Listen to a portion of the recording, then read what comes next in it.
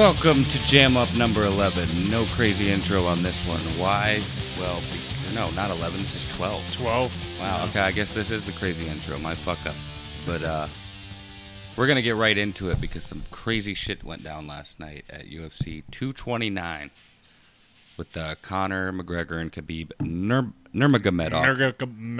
Nurmagomedov. I love saying that name because I can actually say it right. I cannot. Khabib Nurmagomedov. Unless I'm saying it wrong, let me know. No, you are. You're saying it correct way that Americans say it. Cool. Yeah, but I think it's actually Khabib. Habib, yeah. Like the case. Khabib. Khabib. I better not make fun of his religion. He'll punch me. His friends punch me in the back of the head. But yes, we're going to get right into it, which we already kind of did because that crazy shit went down. Yeah. So I guess we'll just, what do you think? Jump in? Okay. Yeah.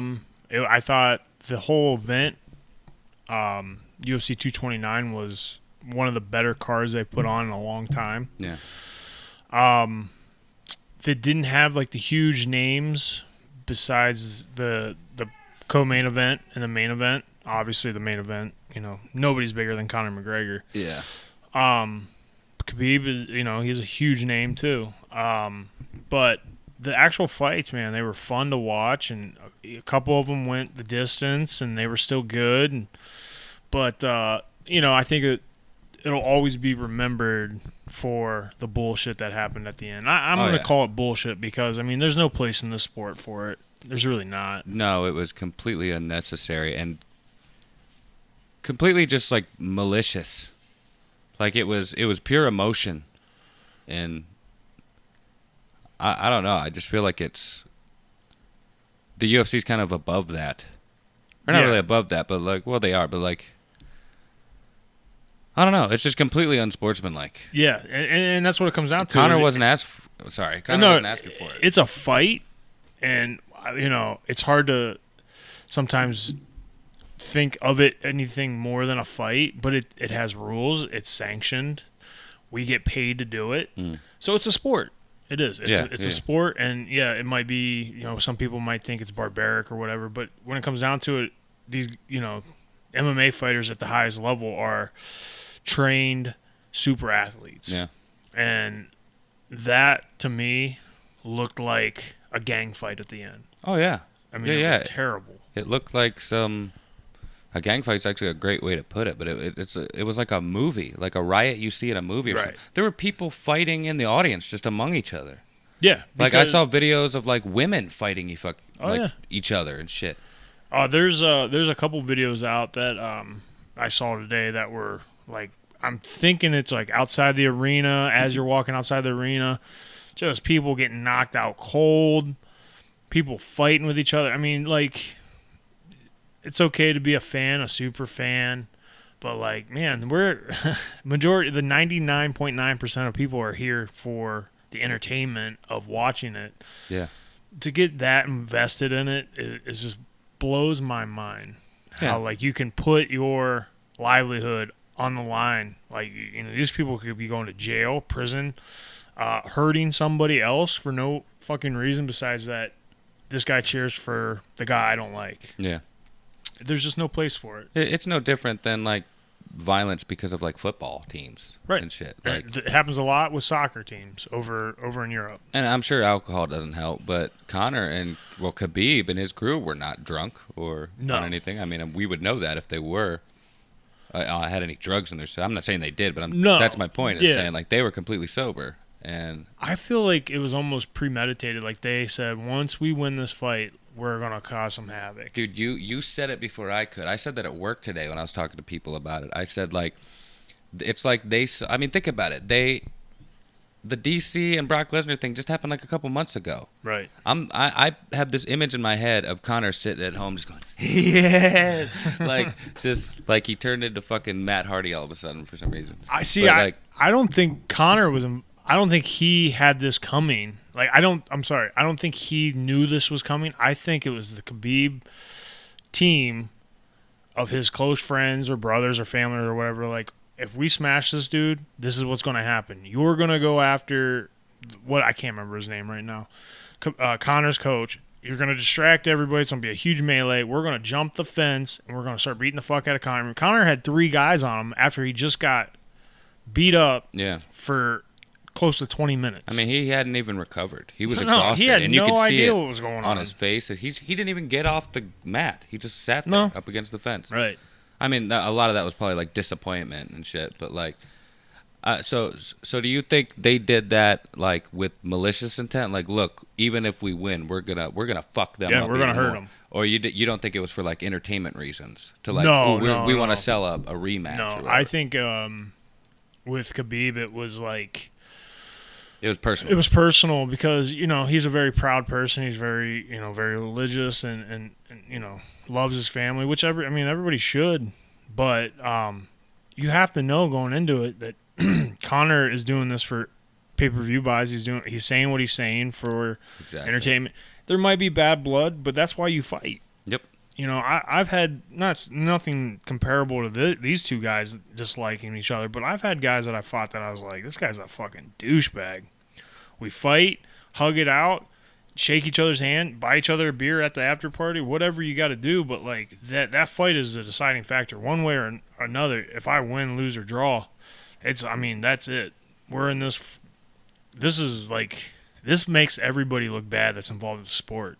Because this is all people are talking about. They're not talking about that his amazing win or him taking down Conor McGregor. Yeah, they're not talking about Tony Ferguson, Anthony Pettis having a classic fight 20 minutes before they fought. Yeah. They had, that's the fight of the year so far, probably.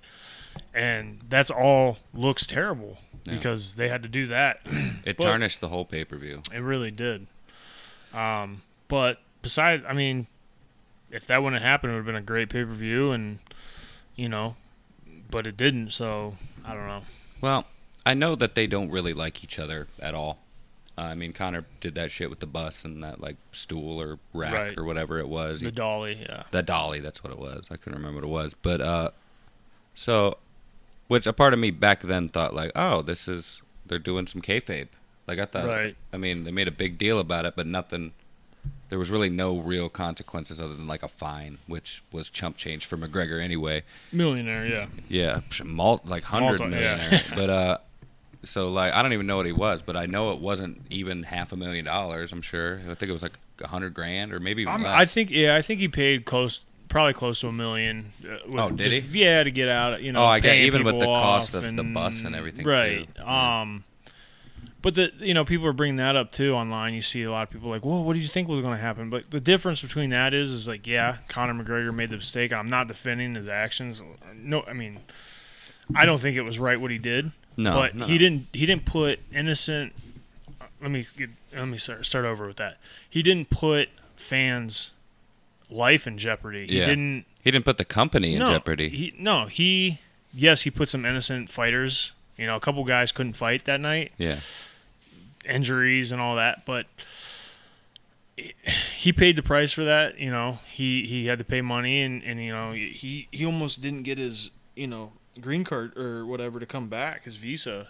Oh, he like almost got deported. Yeah, he almost got like you can't fight over here anymore. And now that's he makes his money here, but the fact that there was like there's kids in the stands, there's women in the stands, there's all this, and it's a fucking riot, and all that did was get tempers for the Irish fans and the Russian fans even higher, so now they want to kill each other more than they already did. There's going to be fights. I've been to Browns games, Browns versus Steelers, and there's been fights. I've watched fights and like people arguing with each other after the game and shit like that, but this is like legit, like country versus country, like people from this country. Like it's not just Browns and Steelers.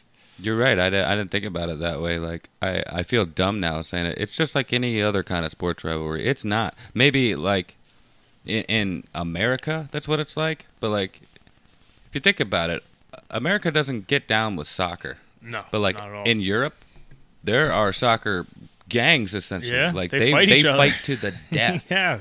Over for their teams, almost like their teams are like some leader of their country or something. When really it's not. Like they battle. You might not remember this, but years ago, Ohio State beat Michigan, which is one of the biggest rivalries in sports. Yeah. And we were flipping cars and burning shit to the ground and stuff. And it made, like, at the time, it made huge headlines and, like, was a huge deal. But, like, that's just every Saturday over in Europe. Yeah. Like, it's nothing new to them. They're like, every time Manchester United beats whoever, like, they're rioting in the streets, getting wasted, fucking things up. Like, so I guess you're right. This might actually have some crazy repercussions. Right. Like, hasn't there been, I don't know, and I'll probably sound dumb if this isn't true, but I feel like there's been a war started in the past over something crazy like that. Like, between two different countries. I mean, I could be completely wrong. I don't know. I like history, but, like, dude, you never know. I mean, Ireland's a small country and all that, and Russia is giant, but, like, just the fact that now these two teams can never be on the same card again. Irish fans and Russian fans can never be on the same card again because it's going to turn into this. Yeah. And it's almost like UFC, I got to watch what I say about them, but it's almost like they should just maybe just do away, just say, hey, you fucked up, man. You got to go. Yeah. To Khabib, because, I mean, that's just, to me, it's like, now, like, what if my family was in the stand? What if I was fighting on that card and my family got somehow in the scuffle or something? Yeah. There'd be fearing for my family's life. What about these other fighters that had families in the crowd that's like kids and young adults, and they're like, they don't want any part of that. They just came to watch the fights. Shit, if I was in the crowd, I'd be scared for my life a little bit. You don't know what's going on. Yeah.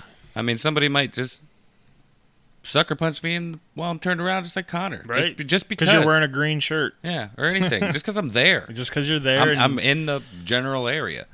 Dude, I've watched, like, groups of people fight each other before, and it's just like it's a melee. It's like this person is beating the shit out of this guy, and all of a sudden he gets cracked in the back of the head, and he's out. So he's hurt. This guy that was getting shit kicked out of him, he's hurt. This guy's over here, he's getting jumped by three guys. I don't know. It was just bad. I think it's a black eye on the sport, and not as much the sport as more the promotion. I think because, like, this shit has happened before, but not on this stage. Not involving innocent people. Yeah. So there was I believe it was Strikeforce with the Diaz brothers and Jason Mayhem Miller. It happened years ago. I think 2005, 2006, something long time ago. Similar to that, they started fighting and all that, and all hell broke loose. But, like, it seemed like it was in the cage, though. It was like it was contained. It was almost contained, like almost like it was part of the show. You remember when Ron Artest ran out into the crowd and started beating the fuck out of the guy that threw a beer at him? This was years ago, also. Probably not. Ron Artest is a basketball player. He was throwing a fit. He's known for, like, back in the day, he used to get technicals all the time. So this time, for whatever reason, he was fighting with somebody. I might have seen this. He laid on the scores table, and a fan chucked a beer and smacked him in the face with it. I did see this, actually. He ran up and caused, it was similar, caused just havoc. But he was fighting with the fan. Yeah. That, to me, he got suspended for, like, I think a year or two. Did the fan get in any trouble? No. I don't know. Yeah, that's a good question. Because I don't think it was ever proven that fan's the one that threw the beer. Oh, gotcha. So I could be wrong. It's been a long time, but, like, to me, when I'm watching it live, I'm going, this is a Ron Artest. This is terrible. These people should never be allowed to be to fight again in the UFC. Yeah. Well, do you think there's, other than a fine, you think anything's going to happen to Khabib? I think he's going to get stripped. Really? I think he's going to get stripped, which, yeah, it's bad, but he can always, apologize, and he can work his way right back up. I mean, he's the baddest man in that weight class. Well, I read earlier that he had apologized, but I'm just thinking, like, that's kind of not enough. Right.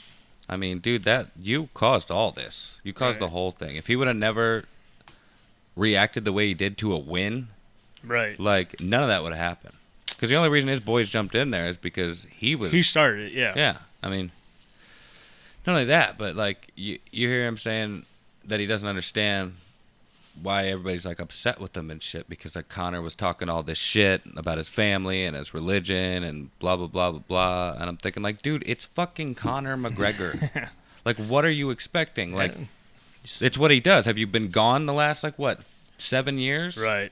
This time with Conor too has been way more personal, and Conor's been saying some things like naming some people that nobody had any name, nobody had any idea of who these people were, and Conor does his research. I saw that in the press conference, and he's talking about all these Russian gangsters that somehow, some way have ties with Khabib, and wow. I'm sure he I didn't know he all took that a little personal, and obviously he did. He took it everything really personal, and the difference between Conor talking shit to say Chad Mendez is Chad Mendez knows I could get in trouble for this, and then Khabib is just I don't give a fuck. Yeah. I'm a Russian bad motherfucker, and that's the only thing that I can say that I lost respect and gained some respect for Khabib, because I like to consider myself a pretty bad dude. Yeah. But Khabib just fought, tired, jumped the cage to fight more people, and I was multiple people. Half of me is going, that's fucked up. He should have never done that. And the other half of me is going, that's a bad dude. Yeah, if that wasn't wrestling, you'd be like, fuck yeah, this is awesome. This is awesome. But since it's real, right, and that there's actual innocence at stake there, and the fact these motherfuckers can really fight. Yeah, yeah. I mean, that's like putting a super soldier out there. That's sicking evil Captain America on you. Right. That's exactly. Yeah. So I don't know, man. I hope it kind of blows over, and I don't think it will. I mean, eventually it will, but God forbid if they ever try to do a rematch or something. It's going to be the biggest fight in history again. Dude, I have no doubt there's going to be a rematch. That's why I was surprised that you thought that he would be suspended. Yeah. I mean, like I said, Conor McGregor only really had a fine for what he did, right, but like you said, there wasn't thousands of people at stake and right, tarnishing the company. I mean, it kind of tarnished the company, but he wasn't even under contract at that point, right, really. So, they couldn't have fired Conor because he wasn't hired at that point. He was on a break, or he had just done the boxing thing. I don't know the actual what was really going on and all that, and maybe if he never would have thrown the dolly, maybe nothing would have came of it. Okay, he's acting a fool, but it happened, and that's why I thought the fight. If I was Khabib, I would have been okay, I hate this motherfucker. I really want to kill him. But this fight, what's more embarrassing? Getting smashed for 20 minutes, submitting, and then in front of the world, or doing that and then getting jumped. To me, now that it went from Conor looking like the bad guy, like you said, he had a face turn. This was essentially a face turn for Conor. He almost looks like the guy that, what the fuck? People love poor him more guy. now. Yeah. People feel bad for him now. Oh man, he's probably really humbled right now. Not only that, but now they're coming at him again. Conor McGregor is an asshole, but he's our asshole. Right. That kind of thing. He's a likable asshole. Yeah. He knows what he's doing. He knows how to. Yeah, he knows how to. If it was happening to me, if he was being Conor McGregor towards me, I'd probably fucking hate it. But watching it unfold with other people, it's very entertaining. It's hard not to like him. It's like liking a villain. Right. It's liking a bad guy in wrestling. That's exactly what it is. Stone Cold Steve Austin. Loved Extremely likable. Yep. But that's why I was kind of shocked that you would say you get suspended, because I thought, dude, this is money. This is money for UFC. Well, it's not really up to the UFC to suspend them or not. Yeah, it's up to the commission, which who knows what they're going to do. I mean, he could serve a year suspension, but it's not going to hurt him. He just made millions of dollars if he gets the money. And it's even if he's suspended, if that fight happens in a year, it's still going to sell just as would if you did it tomorrow. Right. But not only that, but he's suspended. What does that mean? Nothing. That just means he's off, and he'll probably just keep doing the same thing he would be doing if he wasn't suspended. I heard a rumor saying that this was going to be Khabib's last fight regardless anyways. Brendan Schaub said that on Joe Rogan's podcast. Yeah. He said that Khabib said he wanted to retire 27-0, like a Mayweather type deal. And he wanted to beat the best and then retire. And I'm thinking, that's really dumb. Yeah, because you just get... this is your first money fight. Yeah, it really was his first money fight. So get that multi-million-dollar fight and then think about retiring. Right. Get that $20 million fight or whatever. However, I don't even know how much money he made. Fucking More call out money than I've Mayweather. ever made. But yeah, more money than I'll probably ever make. But you got that out. You could definitely make that money. Man, I fucking hope. But especially with your wrestling knowledge and your promo cutting skills, I've seen some Mr. Hollywood promos, man. Yeah, I just want to fight at this point. No, I believe it. Yeah. I'm eagerly awaiting it just as much as you are. I mean, what I feel like I'm kind of watching what I wish for. I'm like excited to fight, but I know from just past, I've been like in the same spot. I was like, oh my god, I can't get a fight. Just give me a fight. I just want to fight. And then when I finally get the fight, it's like, oh shit. Oh fuck. And dude, before you know it, the 8 weeks, you're standing there ready to walk out, and you're like, did I do everything I should have done? Did I train hard enough? Did I fucking do it? Did I get enough rounds in? Am I in good shape? Whatever, dude. Just keep doing it because it's working so far. Yeah, whatever's working. Yeah, that's true. But, I'm so excited to fight. But I bet. Well, I was actually... They don't have a main event for the next one or something, right? The next pay-per-view? There's a main event they don't have. They made it a female. Did they? Yeah. I was about to... Because when I heard that they don't, I was like, maybe they'll call Jeff. No, they won't call Maybe me they're searching for a dude. I'll be one of the first fights of the night. Dana, and I just rewatched it again right before he came over. Dana White said when you won the contract, he's like, be careful what you wish for, buddy, because that's exactly what you're going to get. And that's pretty much what you said. You said you were ready to fight tomorrow, dude. Yeah. Which I noticed. Like, you were the only fighter on there that didn't look like they just got in a fight. Right. Like, you were fine. You literally could have fought tomorrow if you wanted to. Absolutely could have. That was the first fight in probably 3 years that I woke up like the next day like, oh, my legs aren't sore, my hands aren't sore, I'm not sore. This is great. I need to keep doing this good shit. My career, I could be the Undertaker. When I won the LFA title, man, I literally woke up the next day like this. I bet. That dude was no joke. Yeah, he was huge. Neither one of them were. Yeah, they were both big guys. The guy I beat in Minnesota to retain the title, he's on the Ultimate Fighter this season. He's kicking ass. Oh, shit. Yeah. It's the last season of the Ultimate Fighter, Was I that believe. The crochet boss? Crochet Boss. Yeah. Maurice Green. I knew it was Green something. I couldn't remember. Yeah. So, well, if you have to fight him again, they need to make that motherfucker cut his toenail so he doesn't slice your fucking head open again. Scar I thought I I noticed that in the second fight for the UFC fight, and I was like, "Fuck." Man, I got a scar on my head from it. Hey, clip your nails, dude. Yeah. No, you can crochet something it's for a it. fucking awesome chance that I will get to fight him again. And I mean, I'm just here to fight, man. I don't care who they say. They could tell me, anybody, just give me a fight. I'll Just give fight me you some if they time pay to me train enough. for it, though. Don't give me like 3 weeks notice. Yeah, listen to him. We know you're listening and watching. But yeah, man, that's my take on UFC 229. 229. 229, yeah, because Yeah. I was just like, damn, how cool would it have been if it was a nice like 230? Yeah, You know what I mean? it's easy to remember. 229's got a little more pizzazz, though, I think. But I feel like there was something else I wanted to say about it, and it's eluding me now. Yeah, man, crazy shit. Yeah. Crazy shit. Like, Besides that, it was a good fight. I mean, it was very entertaining. Conor stopped some takedowns. yeah. Khabib rocked him. We haven't which really talked about the fight at all. Nobody.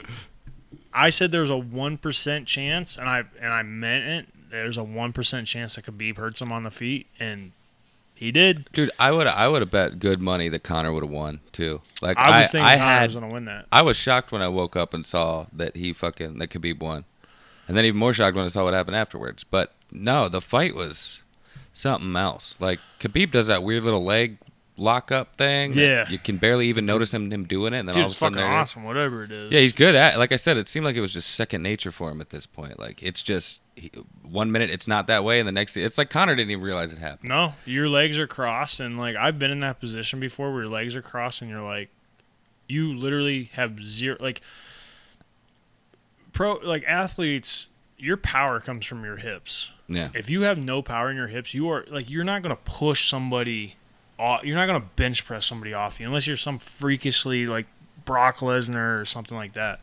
Yeah. And even then, as somebody with good top control, you're not going to.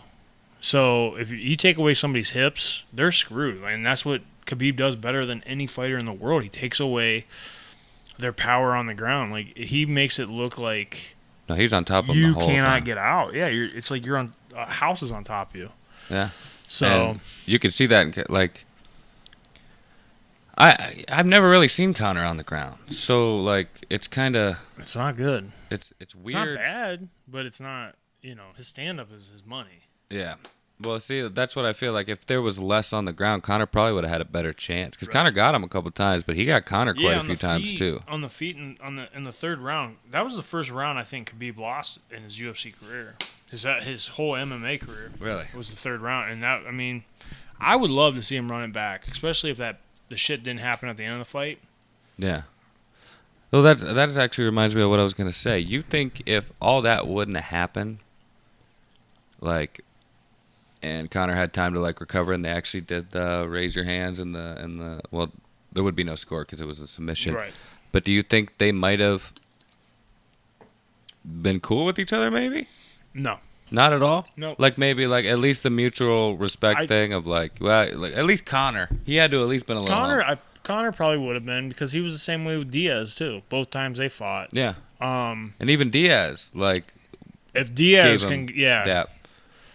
Man, I just think Khabib is just like, I could see it too in the press conference and like the stare downs and stuff. He didn't flinch. He's like, he was a one-track mind. Like, I'm going to go in there, I'm going to smash this motherfucker. Oh yeah, no, he looked almost downright scary. No fear. No fear at all. I mean, a Terminator.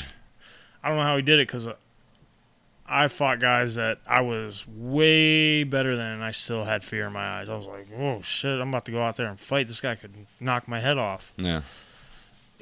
Once I get in there, there's no fear. But like, he didn't have fear walking out. He didn't have fear staring down. Nothing. It was just like. No, it's like it was just. It's almost like he set a timer. Like, okay, 2 days until I fuck you up. He was like a robot or something. Yeah, like exactly. Just like, all right, do my programmed moves. Shit. You know who else is like that is Stipe. Yeah. Stipe is just like, dude, he's like very robotic. He's like stone faced, just. He's got poker face. Yeah, dude, you got fucking 3.5 days until I fucking maul you. It's like, ooh. Shit. He should walk out to Poker Face by Lady Gaga. No, don't beat me up, Stipe. Yeah, dude, the fight, Conor was on his back pretty much the whole fucking fight, and you could tell that Conor was like shit, Yeah. doing everything he possibly could. He was throwing elbows and weird punches. He was even like, he wasn't even punching him. He was just like palming him in the fucking face. Which hurts. Oh, I'm sure. Yeah. I'm sure. I just did it to myself, like softly, and it hurt. I could hear it. But yeah, I felt my jaw like shit. But yeah, like it's. I knew that Conor wasn't good on the ground, and I knew that Khabib had some holes in his stand-up. So I knew that Khabib was probably gonna try to take him to the ground, and Conor probably wasn't gonna be able to do much. But I was hoping that Conor was prepared for that. Like Conor seemed like he didn't even like expect that. He couldn't do anything. Right. But if you go back and watch, everybody is like that. Like everybody knows what Khabib's gonna do, and it's just like he is so ahead of the game on the ground. Not with submissions and all that, but like, because what he hit Conor with is just, I mean, it's very painful, and I'm sure I heard Khabib's strength is like second to none at that weight. What it is it's like a chin.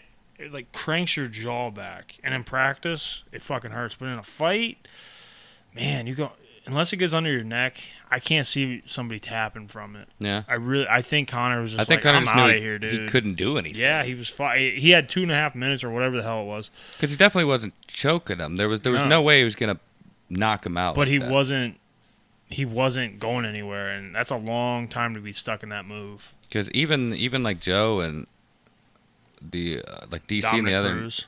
yeah, it was Dominic Cruz. That's who it was. But which is still ironically DC. So I guess I was right anyway.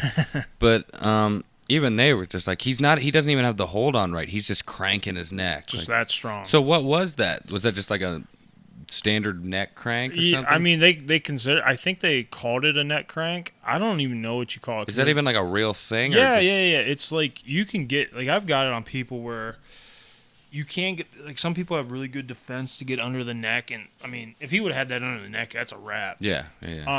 But on the chin, he like it's like taking your jaw and pushing it back. and crush him. Dude, it's very painful. I believe it. Very, very painful, but I think Conor was just like, at that point, he was gassed because carrying that man on you, getting punched, getting elbowed, it was just like, I'm done. I'm a beaten man, and I don't know. I've never been in that situation where it's been like, get me the fuck out of here, but like it almost seemed like he's like, I'm out. Like, yeah, he's just like this. I'm gonna live to fight another day. Yeah. No, you're right. Conor seemed like he knew he was gonna lose the fight for sure. Not beforehand, obviously, but like once he got to the ground and he was staying on the ground most of the time, like it seemed like Conor knew it was over for him. It was a sad day, you know. I had people over last night, mostly Rachel's family and all that. Actually, I think it was all Rachel's family and Zach Mears. Of course. He's dating one of Rachel's sisters right now. Oh, gotcha. But yeah, so I'm not like super into like getting ready for parties and like all that, like because we between that family we throw like a lot of gatherings, and we kind of host most of the UFCs. But like I fucking went out to Walmart. Me and Jordan went to Walmart, and she was helping me pick stuff out, and like I got like orange and green paper plates and napkins and like these little streamers I was hanging from the wall. Conor McGregor theme. Yeah, I painted an Irish flag on this big piece of cardboard and hung it up. Dude, are you Irish? I'm a little part Irish. Yeah, I'm part Irish too. I don't know. I know I'm Irish, Welsh, and some German. Gotcha. A little bit of a mutt. I'm a bit of a mutt too. I got like everybody's got some Native American in them, but right, I got a little bit more. Like if you've seen my mom, she's like really dark. She's complected. right. Yeah, I can like, definitely see it in your. But mom. I got like Irish, Scottish, some English. There's some like Scandinavian and like Viking in there and shit. Nice. I'm a mutt, dude, for sure. Yeah. But probably a little German. But like, yeah. So that's another thing. Conor McGregor made it cool to be Irish, and for sure, like, to have Irish in your blood and all that. So it was like, I'm a huge Conor McGregor fan. I think he brings eyes to the sport. Sometimes it's not always positive, but like he's never, besides the dolly thing, because I don't want anybody to think like I don't think that was as serious as it really was. No, it was. Besides that, he's done nothing but good things for the sport. Even if you don't think it's good or positive, it was still good for the sport. It got eyes, it got news. He's brought a lot of. He's just fun to watch. He's fun to like. What the fuck is this guy? I could never talk the shit he could. No, me either. I just don't. Like I look at like.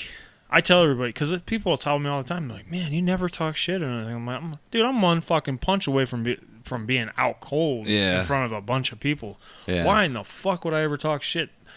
It'll this hurt guy more doesn't that way. need any other reason to beat the fuck out of me. He just wants to win. Same way I do. So, just like with, so Maurice Green was like the closest thing to like shit talking ever, that I've had to experience. Yeah. And like, cause he's good at it, man. He can talk some shit, and like he was screaming and stuff at the weigh-ins, and like he was making it a spectacle, and I was just like, you were good. very like Khabib, just Like Stipe. You're learning from Stipe. Yeah. Well, shit. One, I don't want to say the wrong thing because I'm gonna look like a fucking idiot. But two, it's just like I'm kind of the same way as like, dude, you got fucking it all. You can say whatever you want. Unless it, don't fucking say a word about my family. Yeah. Because then if somebody said something negative about my family, we'd be fighting. Oh, I have no doubt. But like little shit, man. Like, oh, I'm gonna smash him. Oh, I'm gonna this, that. And he's an easy fight for me. Like yeah, okay, sure, we're gonna find out, man. Yeah. Maybe I am an easy fight for you, but maybe, just maybe, you're gonna know you fought me. So, But at the end of the day, the sport's not going anywhere, thank God, because I'd be fucked. Well, I mean, shit, the sport was there before UFC was, so we've been fighting each other since we were like fucking monkeys running around and shit. That's very true. It's discovering the world's oldest sport. We can bash each other over the head with bones and whatnot. It's like, oh shit, the world has changed now. Yeah, man. And that's how we dominated. So, enough of that. Yeah. Negative Nancy stuff. Yeah, well, we talked for like 30-some minutes. Yeah. Let's just get into our regular stuff, man. Yeah, just what any good shows, movies you've been watching? I did watch some stuff, dude. Oh, I can't forget, dude. I was listening to another podcast. I think it was the Kind of Funny Morning Show, but I'm repping another podcast here. But they went to RTX London, which is like a Rooster Teeth, like, I don't know if you know what Rooster Teeth is. No, It's like an internet media thing. They do cover like video games stuff, do all kinds of podcasts. Anyway, it was like a Convention? expo or convention. Okay, cool. Right? And it was in London. And Andy Cortez, the guy who told me about this show on the podcast, who told me personally, texted me, I was like, dude, check this out. He said he was just like in his hotel room fucking around on his computer, and he said he just happened to look up at the screen and he just saw 6 dicks on the fucking screen on the TV. Like just on normal, like it was like channel 4, you know what I mean? Some dicks on the TV. Just dicks right next to each other on the TV. So he started watching, and it turns out it's this like game show called Naked Attraction, and it's literally a dating show where for instance, like if you went on there, right, you would go on there would be a host and she would talk to you, but there would be 6 colored boxes that have naked women in it, right? And the boxes raise up to the waist so you can judge the women by their lower body. Yeah. And you see everything. They're completely fucking naked. No blurs, nothing. That's weird. England is the shit, Yeah. apparently. You want to see naked people. And then like they eliminate one person, right? A color, because they're all different colored boxes. And by that, judging by their lower body, and then they meet that person, they see that person, blah, blah, blah. And then next round, they eliminate, it goes up to the neck, and then they judge the bodies by that, and then they eliminate somebody. And then once there's 4 people down, they show them the faces, but they're not allowed to talk, right? So essentially, they dwindle all these people down to 2 people. And then those 2 people come down, and the person, like then, those 2 women would come down that you got to in the end, and then you would have to get naked, and they would see you, right? And then you pick one of those to go on a date with, and then they go on the date. And then by the end of that segment of that person, right? This is awesome. By the end of that segment, it'll be like 2 weeks later or 6 weeks later or something. They'll have them back again and find out what actually happened and shit. Dude, I am fucking addicted to this show. Like, I must watch this show. It's crazy. It's not just men judging women. I don't want to see women a bunch of judging dicks, men. though. I'm sorry. Well, I'm comfortable with myself, so I can get past it. But you get to see the hot chick that's judging them naked eventually. So like you can. I'm sure they're all attractive people. The weird thing is, dude, and I almost feel uncomfortable saying this because it's kind of personal, but like this show taught me something about myself. And what it is, and I'll just explain it like this: like as I'm watching the show from the beginning. Right? When, like, the women are coming, they're showing the women. I always pick 2 women from just based on the body, from the neck down, and I always have 2 women. I was like, those are the 2 I would pick. Once they show the faces, it almost immediately changes. Like, the body doesn't matter anymore. Like, now they just have a decent body, but they have a face that I fucking love. Like, okay. So it taught me that. I used to think, like, nah, personality or whatever. But, like, when it comes down to it, the person you're going to be with for a long period of time, you're going to have to be attracted to them, Absolutely. And that's kind of a good way to go about it. There has to be a physical attraction there at all times, or it's not going to work. I mean, you could hang out with the coolest chick in the world and be like, yeah, she's awesome. We have fun. We play video games. We watch movies. We have similar interests. But, like, I don't think she's attractive. That's why, most guys think majority of women are attractive one way or another. Well, that's why. And girls can get more attractive by their personality for sure, but like there's no physical attraction there. No, it's doomed from the start. Exactly. Because eventually something else is gonna catch your eye. There's gonna be physical attraction to someone else, and that's gonna create some rockiness. So I don't know. I'm sure you got questions. Yeah, definitely. I got a few. One that.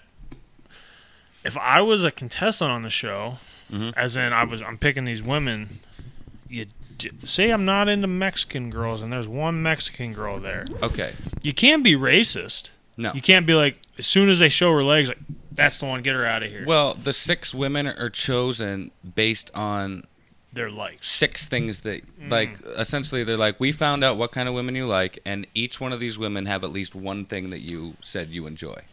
So, like, and let's say you didn't want a Mexican woman, and there was a Mexican woman on there.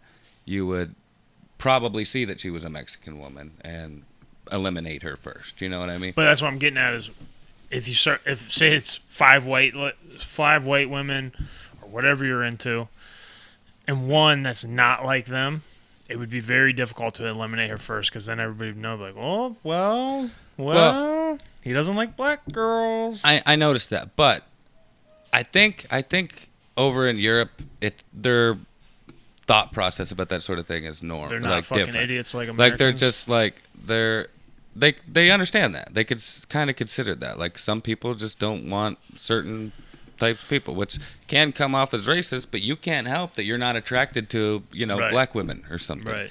That's just the way you are. So I think they get it. And like they're pretty judgy. Like You have to obviously be for they're that show, yeah. they're very cool over there when it comes to that sort of thing. So Right. like they act like it's like, wow, this is crazy. I never imagined doing this in my life, but they also act like sex isn't really that big of a deal either. Like Right. So To like I me, said, it they're is. showing this on just normal television. I guess I'm like in the minority when it comes to that because I know a lot of guys that are just like, oh, whatever, it's just casual sex or whatever, and like I just can't think that way. Like if I'm with somebody, I don't want to hear about past relationships, past this. I don't want to talk about ex-boyfriends. I don't want to talk about. I don't even like hearing about. I went on a date with this guy or no. Yeah. And I can't help that, and it's probably not the best. I know it's not the best way to be. I can't change who I am. No, I get that. Like, I'm that way too with someone I actually like.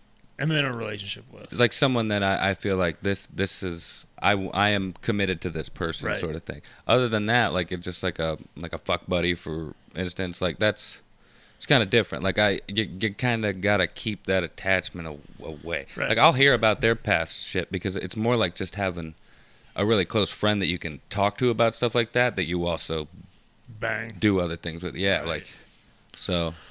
Well, I've never been that. I mean, it doesn't. I don't know. Like you said, at first, even like, oh, I had an ex-boyfriend that did this. I'm just like, whatever. But Yeah. like the more committed and the more like we get into this relationship, I don't want to hear it. Like, keep that to yourself. Like, don't ask me about mine. I Yeah. won't ask you about yours. This is a fresh slate. Yeah. Like, if I do something that you don't like, just tell me you don't like it. Don't tell me, well, my ex-boyfriend used to do this and I don't like this. And I'm like, don't compare me to that motherfucker. Yeah. Don't do it. I'm not him. Yeah, you can compare me to him, to yourself. Like, in your mind. In your mind. Yeah. Oh, that motherfucker is doing the same thing Tom did or whatever. Fucking Tom. Fuck you, Tom. God damn it, Tom. But no, Talking that's to just you, me. 3 Towel Tom. No, I'm not. I'm just kidding. That's a guy at There- work. Who? 3 Towel Tom. He uses 3 towels. So I started calling him 3 Towel Tom. We call him Triple T. Triple T? Yeah, Triple H's brother.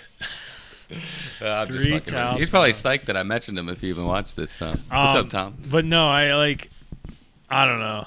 I I know get people that. that are like completely cool. Like I've been in, like, I'm not gonna mention any names, but like with their significant other, they're like, oh yeah, me and this guy used to do this, and then this person, yeah, me and remember I dated her, and their significant other is like in the room, and I'm just like, it makes me uncomfortable. I'm like, ugh. Yeah. Or like when you're at a wedding and like the best man's giving a speech like, after all those women, I never thought he'd find the one. I'm like, That's so cliche. dude, bro, don't, no. Not only I've that, been in but a fuck couple you, weddings. dude. Yeah, I've been in a couple weddings that they're like, man, all them dates he's went on, all those girlfriends he had, I didn't think that he would ever find the right girl. I'm like, All those women he fucked. shut the fuck. I just want to stand up and be like, shut the fuck up, put the microphone down, dude. Like that. This bitch doesn't want to hear this at her wedding. If anybody could do that and get away with it, I think it's probably you. Yeah, But yeah. See, I'm kind of a jealous guy though when it comes to like I'm a I said, jealous if I'm in love with this person and she's my girlfriend and we're like in a loyal, committed relationship, yeah, I don't want to hear about that shit either. And I don't want to, like, if there's something I should know, I want to know it.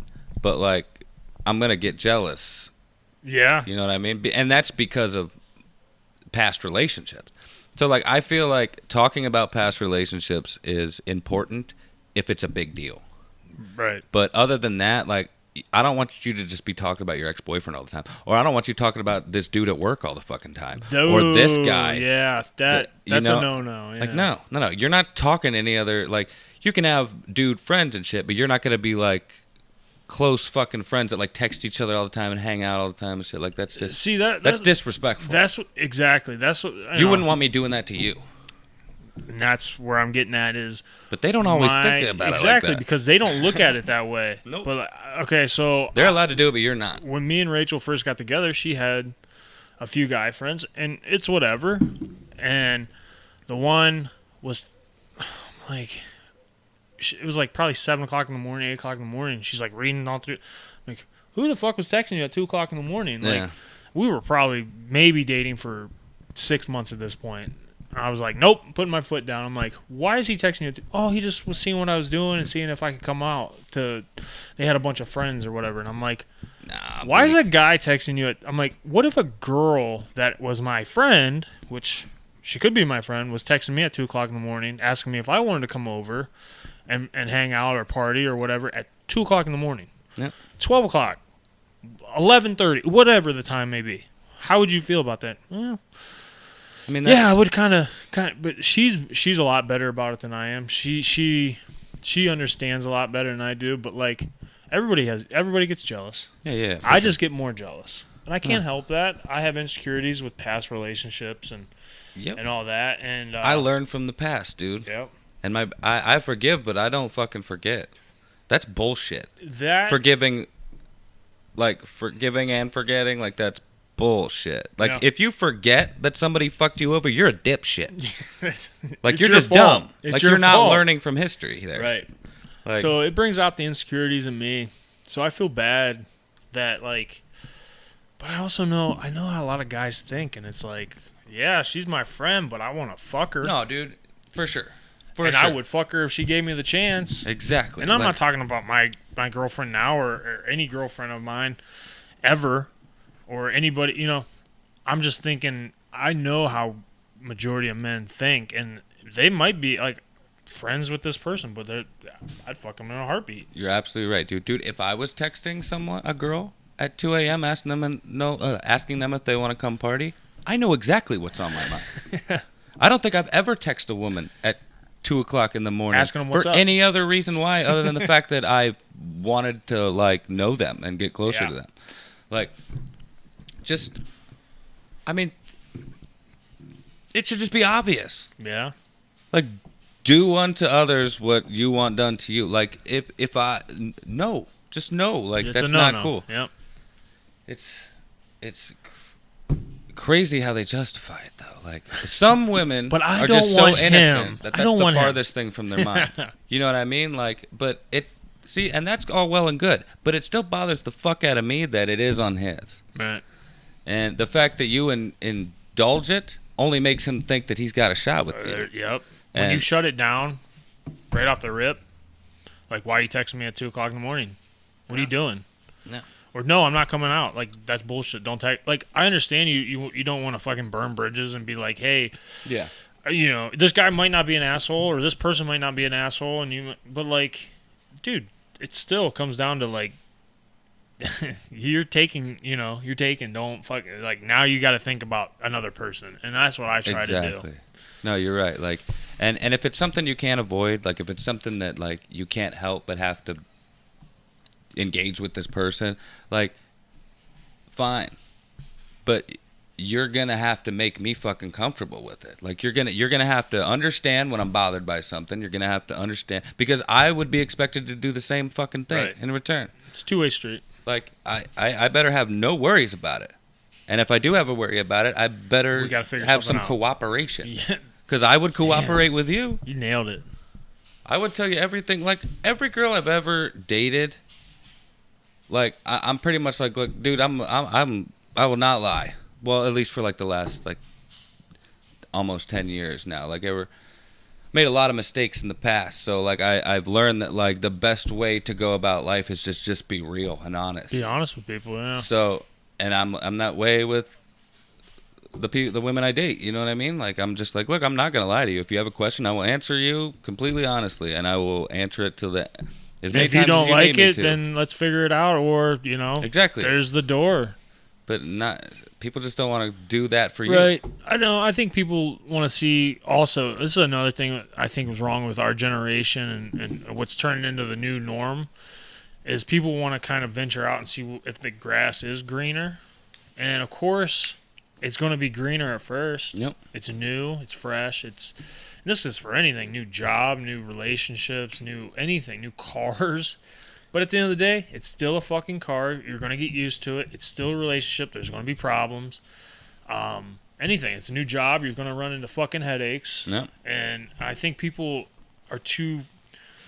I think it all comes down to we're so, like, majority of people are so, like, powered by social media that, like, well, this person looks like they're having a great time and they're always on trips and all that. And I want that. But really, these people are having the same exact problems. They're just posting what you want them to, or what they want you to see. What it is they're just posting things. And you're creating all of that. Yeah, that's another thing. Like, I post shit all the time that probably makes me seem awesome, but really I'm just a ball of anxiety and depression and have all kinds of problems. Like, yeah, the grass is always greener on the other side, or the grass looks greener on the other side. But once you get there, the grass has fucking brown spots and dead spots and shit, just like the fucking other side. Yep. Like, the grass dies in the wintertime, Like, it's covered. Like, well, the grass doesn't die, but you know what I mean. Like, yeah, I know exactly what you're trying to say. It's no matter what, even if it seems a little greener over there, there's also all sorts of problems, too. I don't know how we got on this. I do. We started talking about naked people. That's right. You're right. That's a crazy. And we turned that into a 20-minute segment. I guess it's a dating segment, talking about dating. Yeah. Because we talk about UFC and fighting, and then we go straight into dating. What a versatile show we are. Man, we are the shit. But yeah, that's what I'm addicted to at this point. I also watched the first season of a show called Castle Rock. Ooh. I don't know if you heard about it. Is that on Netflix? It's on Hulu. Hulu. Okay, because I've just started watching Hulu again, so I know I've heard that. I don't know. Is it any good? It's a Stephen King thing. Okay. It's not. It might be like produced by him or something, or he might be involved somehow.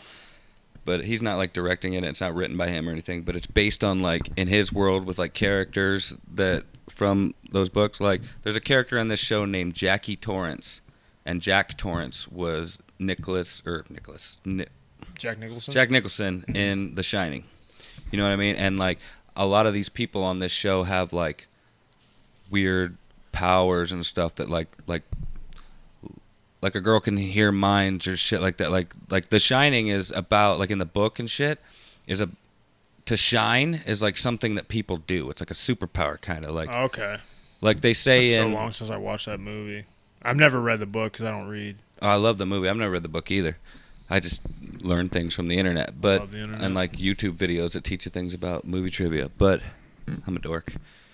But like for instance, like in The Shining, like Danny, he had like a weird connection with like the hotel and that black dude that worked at the hotel. Yeah. And according to some things I read in the book, they kind of emphasize more that black dude is able to shine as well. That's why he takes such a, like, no pun intended, shining to Danny and shit. Because they have similar powers or whatever. Yeah, like he immediately like takes him under his wing and watches after him and shit. But yeah, but it was good. It had the dude that plays Pennywise in the new It.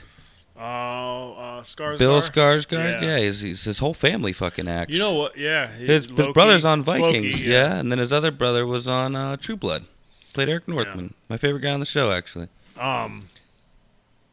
Yeah. So yeah, I watched an interview with Bill Skarsgård. Skarsgård, yeah. Yeah. About him talking about the show. I might check it out now. I don't know if you've ever sat down and watched Ozark. I downloaded the 2 seasons, haven't watched it yet. Like I'm kind of going through a list of things I haven't watched yet. It's slow at first, but man, it's starting to get interesting. No, my brother's been telling me to watch it forever. I think I'm on episode 5, and it's maybe I just finished episode 5. I don't know, whatever episode I'm in, but I'm like halfway through the first season. It's pretty good. I heard it's like Breaking Bad, but times like 2. Yeah, it's like like more. Who's Jason Bateman? Jason Bateman. Yeah, he's he launders money or something like that. You keep thinking it's going to be Jason Bateman. like, oh, typical Jason Bateman.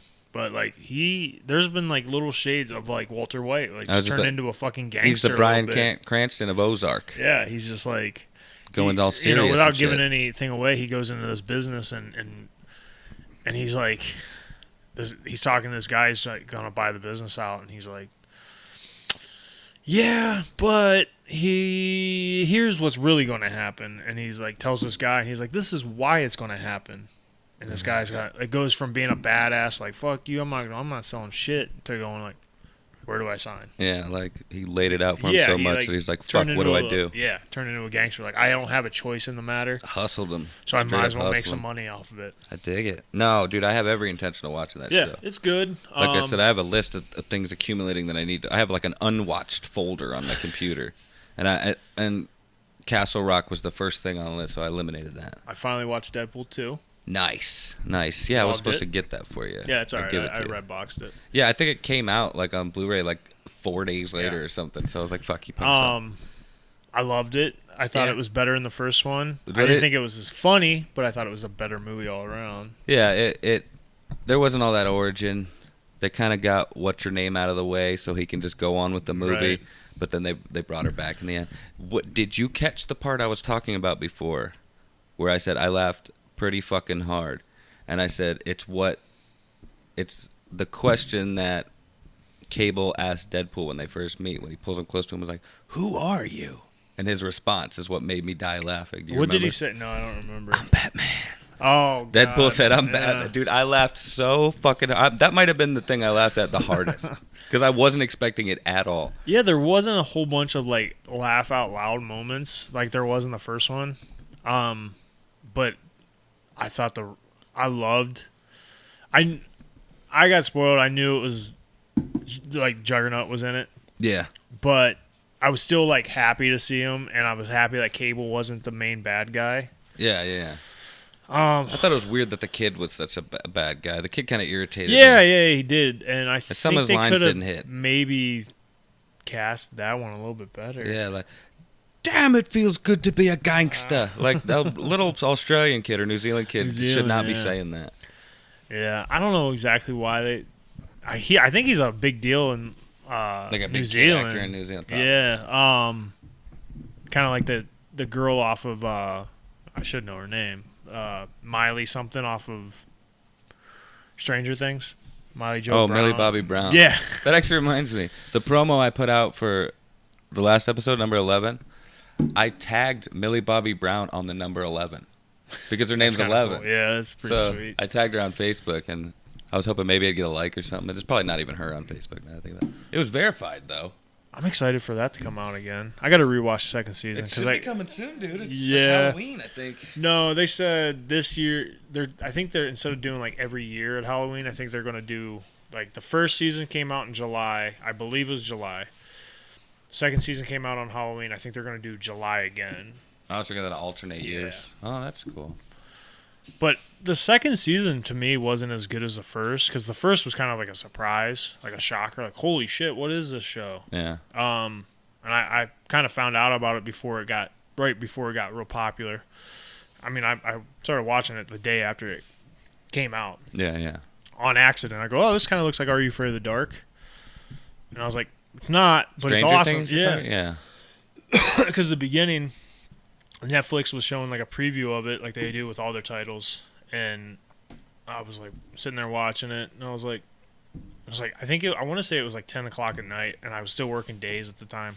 I was like, fuck it, let's give it a shot. And like the first 10 minutes, I was like, okay, I'm hooked. I ended up watching 5 episodes. It was like 2 o'clock in the morning. Like, like I can't do it. Like, I've found at night, I'll stay up all fucking night if I start watching something I've never seen. And you get hooked as on I'm laying it. in bed, and I can't fall to fuck asleep because I'm in it. So I started putting on things that like I've seen before, just to fall asleep. I used to watch when we had a TV in the room. I used to watch reruns of It's Always Sunny in Philadelphia. Oh, nice. And Rachel hated it because all they do is argue and they scream and shit like that. That's the best thing about it. They're the worst people in the world. Puts me to fucking sleep. I'm like, oh, that's a good episode.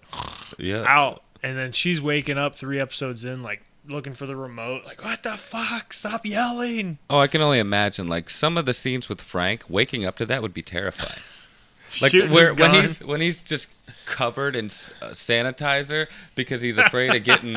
Like some the disease. flu. Yeah. The flu. It's like, I have to be pure. That was one of the most frightening things I've ever seen on anything. Only because it's Danny DeVito, too. Exactly. And he's just all lubed up and he's like shaven bald because he doesn't like want. Have you watched any of the new season? Has it came out already? Yeah, I think. When did it four start? Episodes in. I knew it was October, but I ago, thought it was closer to Halloween. No, So there's probably only like 1 or 2 episodes out there. Four. Oh, 4. Yeah, since I don't have cable, I have to like. Dude, they're super. Every episode is like super cheap. It's like $1.99 on Google Play. So I just fuck it. This last week's episode was by far old school. It's Always Sunny. Nice. And it was good. And it's so funny because remember that season where Mac was like super fat? Yeah, he gained weight for like almost like a season and a half. Yeah, I think. He was super fat, and it's because he was bulking. But now he looks like a fucking. No, he looks like Triple H. He's ripped now. Yeah, I heard. And I saw him like TMZ or something posted a picture of him or something. I was like, look at fucking Rob McElhenney or whatever his name is. Dude, that dude's like the mastermind behind that whole show. Yeah, he's married to D. Mm-hmm. Like it's sweet D. They give her so much shit on the show, but she's hot. Some episodes. Yeah, okay. If she's actually sweet D in real life, she's not as attractive. Really? But like. No, I'm just saying, like, if she was Sweet D in real life, like, a lot would turn me off about her. But, like, the fact that I know that she's not, she's still... I see some episodes, I'm like, man, D looks good in this episode. And this newest season, she looks a lot better than she used to. But, like, even old seasons, I'm like, man, Sweet D's not bad looking. And then you see her again, you're like... Yeah, well, that's on the show, though. They probably dull her down a little. Anytime I ever see her outside of the show, like on a red carpet or... Good looking? Something, she looks great. Oh. And even on that show, she's got that other show now, The Mick. Yeah, she's like I won't give that. It's actually doing pretty well. Yeah, I won't give it a chance. It reminds me too much of that Brittany Murphy movie that came out back in the day, where she was like, I don't know, she just became like a godparent or something to someone. She started like babysitting or raising this kid, and it was crazy. I don't know, but it's not as good as I thought, but it's fairly entertaining. But my point was, she looks good on that show, even as like a trashy aunt or whatever. I wanted to watch the Dennis, whatever show Dennis was on, but I think it already got canceled. Oh, did it? My dude Lee told me he liked it, and I should check it out. I want to say it already got canceled because he wasn't supposed to come back for this season of. Spoiler alert. He wasn't supposed to come back for It's Always Sunny. Really? He's been in every episode. Oh, that's right, because he left at the end, and they bazookaed his car or whatever. Did he die? Did they kill him? No, he came back. Is that what they were supposed to be doing? Like they blew him up? No, they were just shooting it because Mac bought that bazooka for Dennis because he always talks about rocket launchers. Yeah. He's like, when have I talked about rocket launchers? He goes, I think he brought it up today. Everybody's like, yeah, he brought it up today. So finally, he leaves to go with his kid to South Dakota, and they're like, "You guys want to shoot the rocket launcher?" They go out and shoot his car. Yeah, but, yeah. So so you don't think he's going to be in this season at all because they even talk about like Dennis isn't here. They have somebody else to fill in for him. I was like, is there a new Dennis? And it's like everything's working great. And then at the very end of the episode, I'm just going to give it away. In the end of the episode, Dennis pops in. Like, what's everybody doing? And they're like, they told the new Dennis to get out. They're like, okay, go. Was the new Dennis anybody you knew? Yeah, it is the Indian chick from The Office. Mindy Kaling. Yeah. That's funny. Yeah. Like, I thought, like... Because if you were going to say no, I'd be like, oh, man, they should have got, like, John Hamm or something. Like, somebody that is totally not Dennis. But so, yeah. That's pretty good, too, though. Yeah, so I recommend watching it. I mean, the first I gave away a lot of the first episode because it's really not that good. The second episode was good.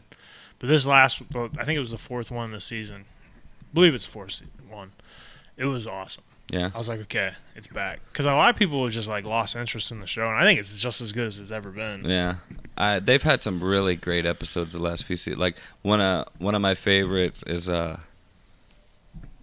when you see the whole world through Frank's eyes. Oh, that is fantastic. I think it's called like Being Frank. Or That's what it like Being that. Frank, yeah. and then the one where they were shocked by like a VCR or something, and they became a black family. I didn't like that one. Oh, I loved it, dude. Oh god, it was. I don't like musicals. I thought it was might funny. have something to do with it. I like musicals that make fun of musicals. Yeah, which it did.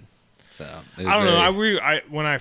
Because that was the first episode of the new season, and I had cable at the time. I sat down, I was all excited. I'm like, oh shit, here it comes, and I was like, and then I went back and rewatched it. And it's not as bad as I remember it, but I didn't like it as much. But the rest of it's from episode 2 to 10. I think was the best season they've ever done. Another one I liked, and I can't even remember. This might have been even an older season. No, it's newer. But when Dennis was trying to sell the Range Rover, and it was in the fucking I love that episode. in the ocean or the lake or whatever. The gang splits up for it. Yeah. I'm He's storming getting out of here. So irate, and he's literally trying to sell a Range Rover that's in the fucking water, and he's getting so mad at everyone. That's so funny. I love that. Is one of the best episodes. He's like, he sells it to 2 different guys, and one guy's like, I'm looking for something for my daughter, and he's like, what? Yeah, like that is just lowly for his. Dennis is my favorite character now, by the way. Like Yeah. he wasn't the first. I love like Charlie. probably Charlie's awesome, but like I even like I like them all equal. Like I love Frank for what he does. Yeah, He's all right. Charlie is Charlie. Like Charlie, probably overall is Charlie's the best. But like the last probably 5 seasons, Dennis has been my favorite. Yeah, it's Charlie and Dennis for sure. Yeah. I used to like I still like Mac, but I liked Mac a lot more before he started admitting that he was gay. See, I like him more now. Like, Really? Yeah, I like him way more. It was now. just so funny for him to do like the gayest shit, like he's definitely gay because he did that, but him just be like, no, I'm not gay. I love the Lord. Like he went from the So cruise funny. ship episode's great. Yeah, where he actually where admitted it actually that came out. Yeah. I always like at first because it was like Charlie was the dumb one, but he wasn't that dumb, Mm-hmm. and now they've just turned him into like the actual dumbass. Max started as like just a white trash dude, and then ended up being kind of gay and like closet gay, and now he's just full blown. Like I'm okay with it. So I think now he's like, I don't know. I just love it. It's my favorite, like probably my favorite comedy show, TV show. There was another episode too where he said he was gay. It was the one where they were fighting. They were in a lawyer's office the Fighting whole over the episode, lottery fighting over the ticket. lottery ticket, Yeah. and he made that bike that had the dildo cover. The ass pounder 5,000. And then he was like, "Fine, I'm gay," and that's the only way he could have the ticket. They made him pay for it at the end because he won $10,000. He won $10,000, $9,000. and then the like the mediator. 12 hours of Yeah. mediation was like exactly $999,000, or yeah, It was like $9,000. $3 or something like that he Yeah. made on it. But he decided it was like, fine, you can go ahead and say that you're not gay now. It's like, no, I think I'm going to be gay. So is he keeping up with that? And then- Yeah, oh yeah. Cool. He's gay. All right, maybe I'll enjoy it more now because I felt like he just always went back and forth, and I liked that. But if he actually sticks with it, it might be interesting. Yeah, I recommend. I mean, you're the guru at downloading shit, so I recommend you doing that. No, I'm sure I will. Usually, like lately, I've been trying to kind of wait until more episodes come. Like I haven't you watched binge watch anything it. of Shameless this season yet. I haven't because either. I love Shameless. I I'm just got waiting. into Shameless. I watched every season in less than a month. God, I love V so much. V is like, I want her so badly. Oh man, I love her character for sure. I love every character in that. Besides, V is just a good woman. Like Yeah. she is incredibly Kev is, loyal, like, my favorite beautiful. character on Oh, there. Kevin's the best. yeah, I like Lip a lot too. Lips. When he was at his, And Ian, I like Ian. see, I don't really care for Ian. It's not because of the gay thing. It's just like I just don't really like his character. Yeah. Well, now he's got like so many mental problems and stuff. Like I Right. liked him more when he When he was younger, wasn't like that. Yeah. But The only time I was getting sick of like how drunk Lip was getting, like Yeah. how it was a train wreck, and I was like, I know it's part of the story, but like, I was just ready for it to be over. I'm like, okay, obviously he's gonna get better, or something's gonna happen. Well, it was makes such a sense good now show. though that he was good because he had to have the downward spiral in order to get like better. truly You're want to right. recover. But I love that whole storyline with him and his boss that was also his sponsor, and he worked at the bike shop. Oh with him. yeah. I like that dude a lot. He's in a lot of stuff too. So, and Yeah, I've man, seen that him girl he was banging with the tattoos, the like The Asian, Asian girl. Oh, she yeah, was hot. She was very hot. I would have just stuck with her. Fuck that waitress bitch that doesn't like can't make up her goddamn mind. Yeah. Stick with the Asian chick that was into you. She was into him, but remember she used to beat She the was fuck out of him. Yeah, I but don't know if I'd be into that. I could get used to it. For her, I'd get used to that. But then she like abandoned her niece and stuff, and like Yeah, she was kind of a shitty person. yeah. Though. She didn't give a fuck about that. Everybody's a shitty person. But see, that would only give me more incentive to stick with her, so then I could like be cool to the niece, and she wasn't. You get so like fucking mad at Frank, and then he totally redeems himself with something awesome. Yeah, for sure. Frank's actually like he was great all last season. Like and I feel like he's probably gonna be awesome this season because I love that whole thing where he's like manipulating the rich women into being into him. Like genius, Frank. He's got the dirt on his hand. He's almost like holding it right in their face. I loved like the first couple episodes. He was like, he's saying like God put him there, and he's almost like a god and like all that. Like he was, God, what the fuck? What word was he using? He's like a saint. Yeah, Saint Francis. Saint Francis, yeah. Yeah, he was a Buddhist monk doing meth and meditating. How hard is that shit to do? He must be a fucking Buddhist monk if he can do that. Oh, that's a good show. Yeah, Zach's been telling me to get in that show for forever, and I finally, me and Rachel were sitting there, we had nothing to watch. I'm like, hey, I heard this show's pretty fucked up, and I was like, I'm sure I can, find some shit that happened in my childhood. And then we start watching. I go, this was way worse than my childhood. Never mind. Yeah. It's like, oddly enough, a less dark kind of version of Always Sunny. Like, Always Sunny, they're a very dark, fucked up set of individuals. These people are just like normal, fucked up individuals. Yeah. They're way more, it's more realistic for sure. Yeah. Like you can see these, like, people, what's the... God, I should know. It's been like 3 weeks since I watched an episode though. The oldest sister, that takes care of him pretty much. Oh, Fiona. Fiona, she's like, for me, I'm like, oh, I love Fiona. I don't even like her anymore. Like she makes terrible decisions. Right. Terrible decisions. That's where I'm at with her now. I'm just like, how many guys are you gonna bring in? But like, it's so realistic because like people do that. They bring in guys and they depend on these guys, and then I think that's why I don't like her so much because they remind me of really shitty women. Yeah. But you know who I hate the most on that show? And she's Debbie. Fucking hate Debbie. She's the one who makes terrible decisions, and she's a terrible fucking person. Yeah. Terrible person. Terrible Weird mother. thing is though, older she gets, more attracted I am to her. Which is odd. Dude, I used to not be attracted to her at all. Well, she was also a kid. But I never thought she was going to grow up to be attractive. But for some reason, I think maybe it's the red hair and the freckles. I love red hair and freckles. But for some reason, the older she gets, the more attractive she gets. And I'm just like, fuck.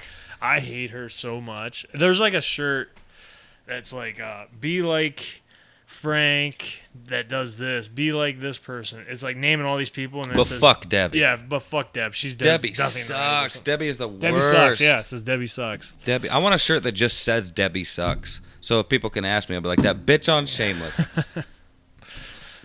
No, Shameless is great, though. And I need to get to watching it again, too. Because we're about halfway through the season now. We're getting close. And before I forget, have you seen Joaquin Phoenix as the Joker? Yeah, I saw the screen test or whatever. What do you think? I'm very excited for it. Dude, it looks awesome. Yeah. Anybody hating on it doesn't understand that it's an origin story. Which is really might be DC's saving grace. Dude, it's Martin Scorsese is producing it. Yeah. And Todd Phillips is directing it, who's known for like Hangover and Old School and stuff like that. But yeah, I did read that. Just because you direct comedies doesn't mean you can't be good at directing something else. Well, those are great movies too. I mean, Hangover, the first ones. What did I hear? I heard on Jerry Seinfeld said it to Zach Galifianakis. He goes, "If you guys want a cash grab, Hangover 2 and 3, do you think Hangover 1 would be known as like a cult classic?" Zach Galifianakis was like, "It's probably. True. Because Todd Phillips wasn't really shit. Like Old School's kind of a cult classic. I love Old School. Old School's great. That's one of the awesome. Funniest movies. Yeah. There's not too many movies that feature Luke Wilson that aren't great. Like, I like a lot of movies with Luke Wilson in them. I did not like Idiocracy. Oh, dude, I loved Idiocracy. Are you not a Mike Judge fan? I do. Like I love Mike. Mike Judge. I love Beavis and Butthead. Yeah. But I did not like Idiocracy. I mean, I don't know. It's been probably 12 years since I watched it. Eerily foreshadowed the world we're starting to live in today. It's not good. I mean, dude, the world is full of. I don't know if you. Well, I'm sure you get on Facebook and you can see just how many fucking idiots there are. Oh yeah, I had to like delete some of my shit. Just with politics in general. Yeah, that's the worst. But not to mention other dumb shit. But yeah, politics. That is the downfall of the society, is fighting over politics. Do you think? And it really shouldn't bother me reading somebody's post, but to know that somebody is that misinformed and they think they know what the fuck's going on. I don't claim to know what the fuck's going on because they're not telling us anything. No. And the things they are telling you are coming from this source or that source or that source. So, like, that's their political opinion you're hearing, right. not the so facts. That's that. And then some people are, majority of the people aren't smart enough to go, oh, that's what they think. No, they think this is what's happening because I watch CNN or I watch Fox News. Yeah.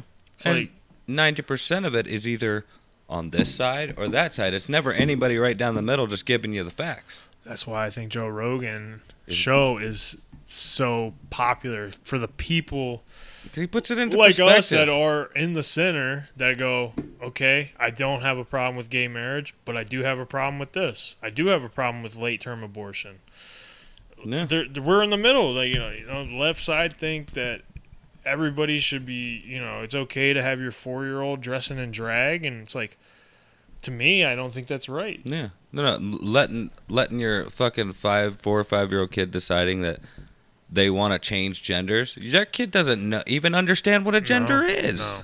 They just and you're know what encouraging you're it. telling them. They're learning. Yeah, exactly. Oh, I want to feel like a girl. If that's the case, give them a baby doll, and if they don't lose interest in that baby doll in 2 days, then maybe keep going forward with it. But if your kid's like, I want to change genders, you don't start putting hormones into somebody at 4 years old. Dude, at 4 years old, I liked a lot of shit I think is dumb now. Like, at 4 years old, I did a lot of shit that I would never fucking think or want or like. I mean, okay, this might be a little embarrassing, but I can remember when I was probably 4 years old, I found a little purse in like my aunt's closet because we were living with her, and I put it around and started walking around going, I'm a girl now. I remember doing that. Yeah, that's me fucking around as a kid with my imagination and shit. If my mom would have been like, oh, are you? Well, okay, we're going to just raise you as a girl now then. That would be the dumbest fucking thing I or my mom would have done. Like, I don't know what the fuck I wanted. That went away like that a couple hours later. Yeah, my daughter loves superheroes. Doesn't mean I'm go, okay. Like, she had a fucking superhero birthday party for her 5th birthday. Yeah. I don't go, oh, Jordan is now a boy. Let's get her, everything involving boy. It just doesn't make sense to me what these people are doing. And I'm sure we could get a lot of flack from people for having this opinion, but like when it comes down to it, like all I'm really saying, and you're saying too, is we didn't know shit when we were 4 or 5 years old, and I'm a completely different person than I was then. I'm 30 years old, and I was nothing like I was when I was 18 years old. Yeah. I was nothing like I was when I was 24 years old.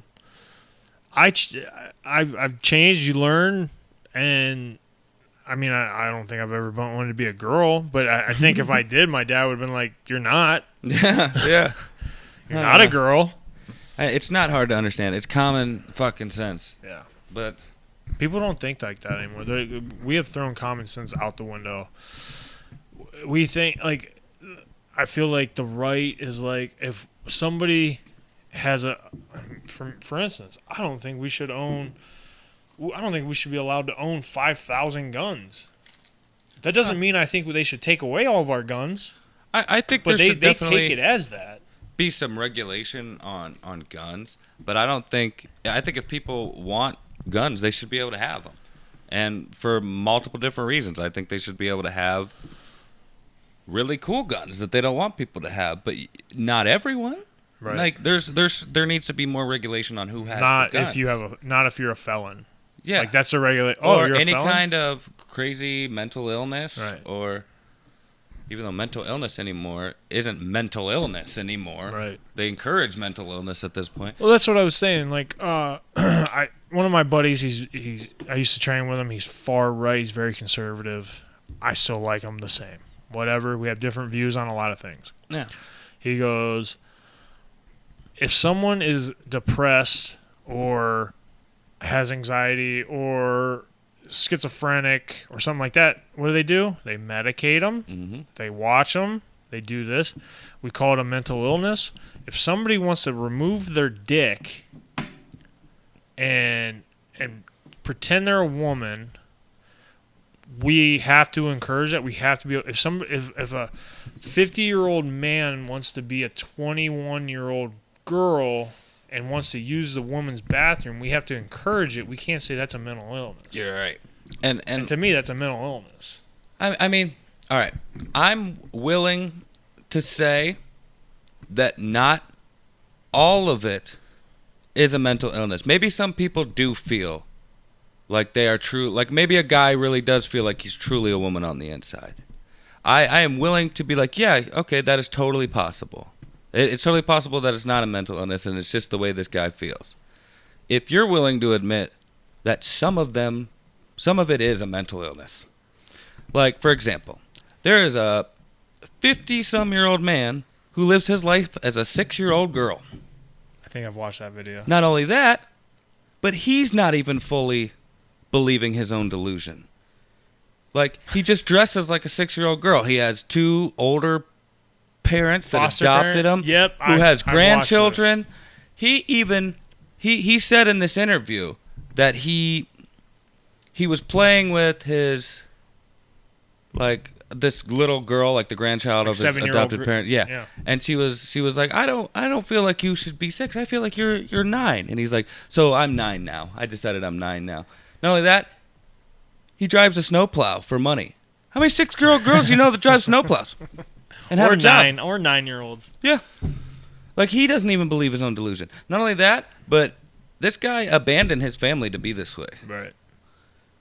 Like, yeah. So fucked up. He's happy now. But what about your fucking wife? Yeah. That you made a vow to? What about your kids who don't have their father anymore? Like, all to me, you want to be that happy. is a mental fucking illness. Right. Or you're just a fucking asshole. One of the two. Who are the 2 people that took him in? Like, yeah, you're okay. Why don't you play with my granddaughter? Mm-hmm. Exactly. How fucking safe is that? This person that thinks, this 50-year-old man clearly that thinks he's a 6-year-old girl, or just decided he's already proven that he doesn't genuinely think he's a 6-year-old girl. He's just choosing. Like, continue to hold a job for one. And change his age. Right. I mean, he's fully I'm aware that this is just something he decided to do. Right. Like, and maybe that's it. Maybe it's not a mental illness. Maybe he just decided to do this. That's okay. Sure, it's not a mental illness. You're just fucking stupid. Right. You're lying to yourself. The problem I have with it is I'm not allowed to have that opinion about it. Or yeah, there's something wrong with you now. Yep. No, you can't debate it. No matter what, you're wrong. Yep.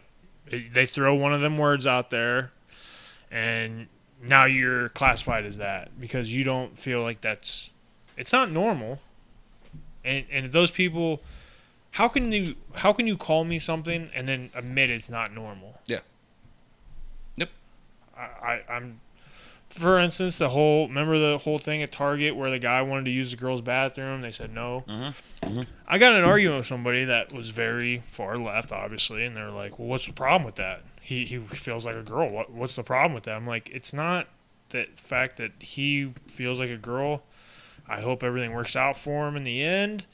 I hope he goes home and everything, nobody says terrible things to him because I really do feel that way. But it's the fact that this dude's going to whip his dick out, and there's a possibility my 5-year-old daughter using that same restroom could see it. Yep.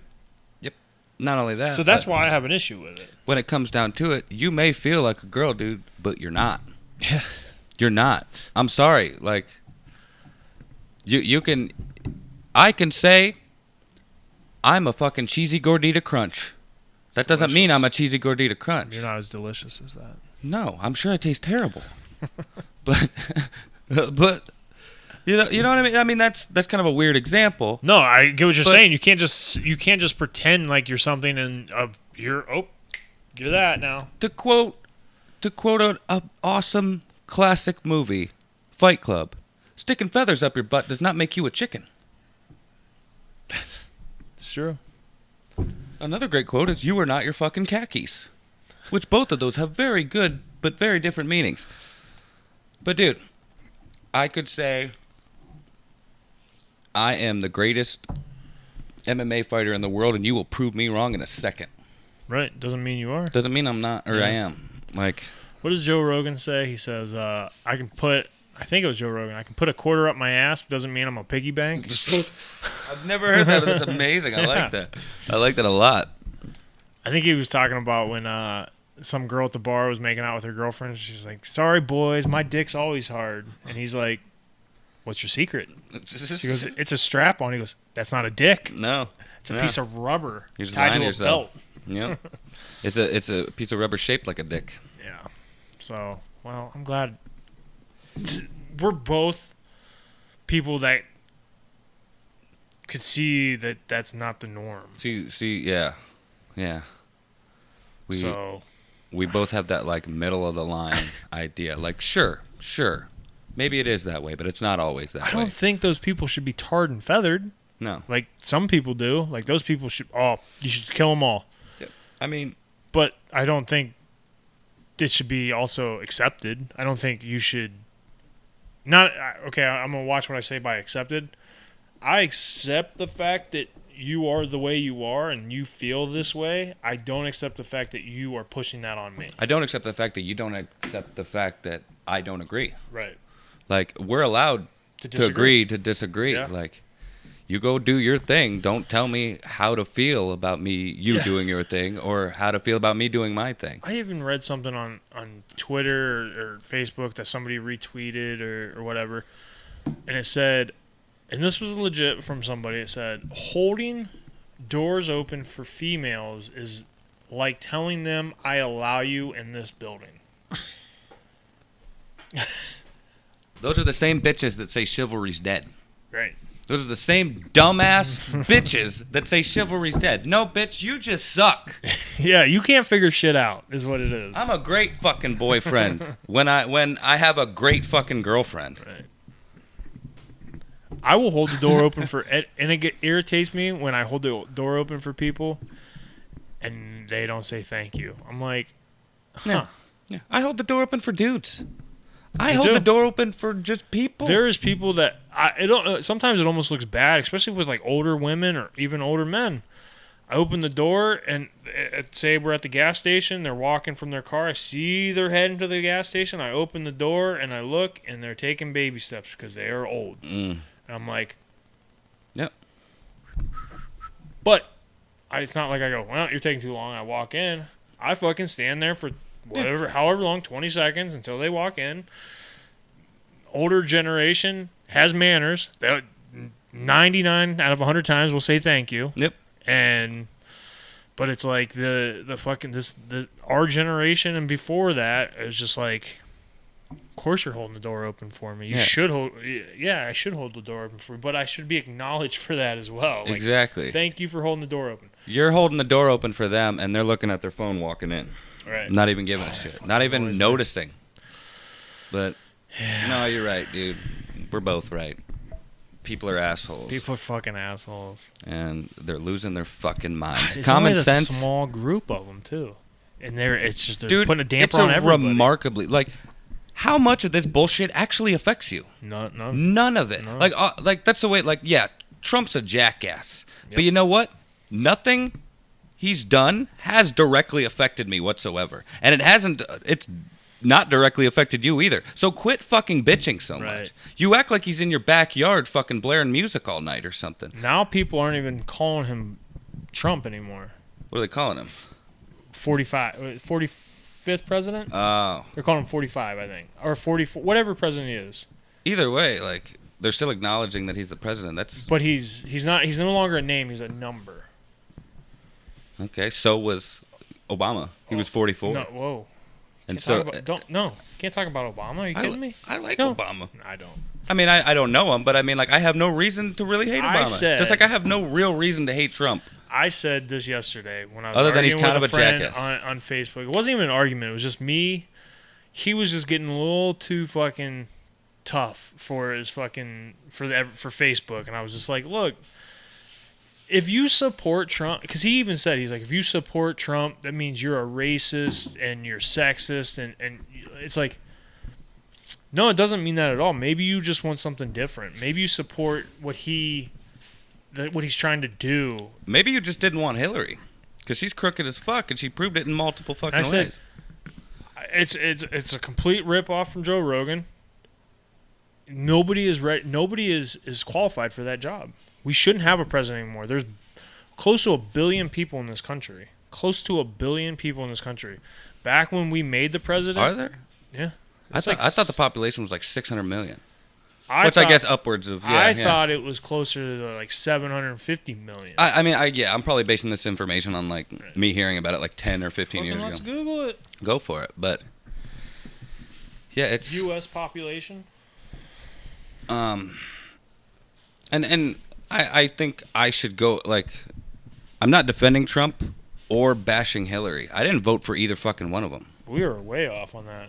325. Wow. Okay, so it's even Sorry. less. So 325 million people in this country. Almost 326. Legally, I imagine. Yeah, that's in 2017, and Yeah. we probably had a couple more million babies. So, say for instance, when we made that job in 1776, there wasn't but maybe 1% of that. Yeah, actually, Joe Rogan talks about this all the time.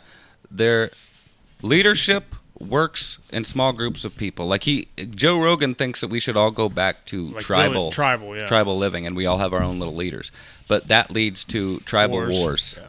Papua New Guinea. There's just more reasons to have wars. That's what they do down there. Like, and if we did that nowadays, it would be like post-apocalyptic comic books and movies and shit. Like, we would just turn into essentially gangs that revolve around pop culture. Like, there would be the Packers. And there would be like the Patriots, right? Or you know what I mean, like the Pittsburgh Penguins. Couldn't we have like 10 people? Like, you know how like an MMA fight they judge it by there's 3 people, and Glory Kickboxing there's 5 judges. So couldn't we just you 5 are the president? Oh, I gotcha. Like there's almost like a coalition, or like it's like a group of rulers. Yeah, so you couldn't have a crazy fuck like Donald Trump, which whatever, you could not like him, you can like him, whatever. You couldn't have him in sole power of the presidency. You could have, in order to get this done, he needs 2 others to agree with him, and 2 to say, I don't like that idea. Isn't that how democracy should work? I mean, it should, but think about, like, are we going to vote for these people? Are we going to vote for these, like, group of 6 people or whatever? We vote for everything else. We vote for city council. All right, that's so much voting. Like, there'll be a lot to figure out there, I think. Or get rid of the 2-party system. You're right. Fucking tell me what your views are. Don't tell me the views that you think are going to make the Democrats happy or the Republicans happy. Tell me how you really feel about it, and I'm going to fucking tell you, okay, I like that, or I don't like that. Well, I don't know. That's exactly why Trump got where he was. Because he was talking like a normal person. Like, he was essentially doing that. Now, how much of it was true, we have still yet to find out. He hit home with the crazy rednecks that felt like, I mean, I'll tell you right now, they felt like they were He spoke for the people that haven't been spoken for 8 years. Yeah. Ever. Yeah. I mean, even like good, like great people who definitely aren't what all the people call Trump supporters voted for Trump, and they're fucking fantastic people. Right. Like great people I love and respect. You know what I mean? Like, they didn't vote for him because they're all that person. They voted for him because in their eyes he was the lesser of 2 evils. Which to a lot of people it's not that way. But like, dude, Hillary wouldn't be doing any better. No. It would just be more of the same. Except the right side would be saying the crazy shit. Exactly. And the left It would be side the other way oh, around. Fuck off. This is our president. Yeah, yeah. And the media would be on her side. That would be a difference too. Yeah, I mean, Fox News sometimes isn't even on Donald Trump's side. They're just like, whatever, we know it's fucking crazy. See, and I'm not even on Donald Trump's side. I'm I'm on the side of common fucking sense and decency. Respect. You know? Like, right after he was elected, Dave Chappelle went on SNL, and He didn't say anything bad about Trump. He didn't endorse Trump. Nothing. What he literally all he said about him is give the man a chance. And this was like the next day. Yeah. After he was elected, and people got so mad at him that he actually apologized for saying that, which he did nothing wrong. Saying give the man a chance, there's nothing wrong with that. Yeah. I love Dave Chappelle, but that actually, I lost like a tiny little bit of respect for him. I was like, dude, don't apologize for that. But you'd think he definitely didn't get as much backlash as he would if he would have been a white male.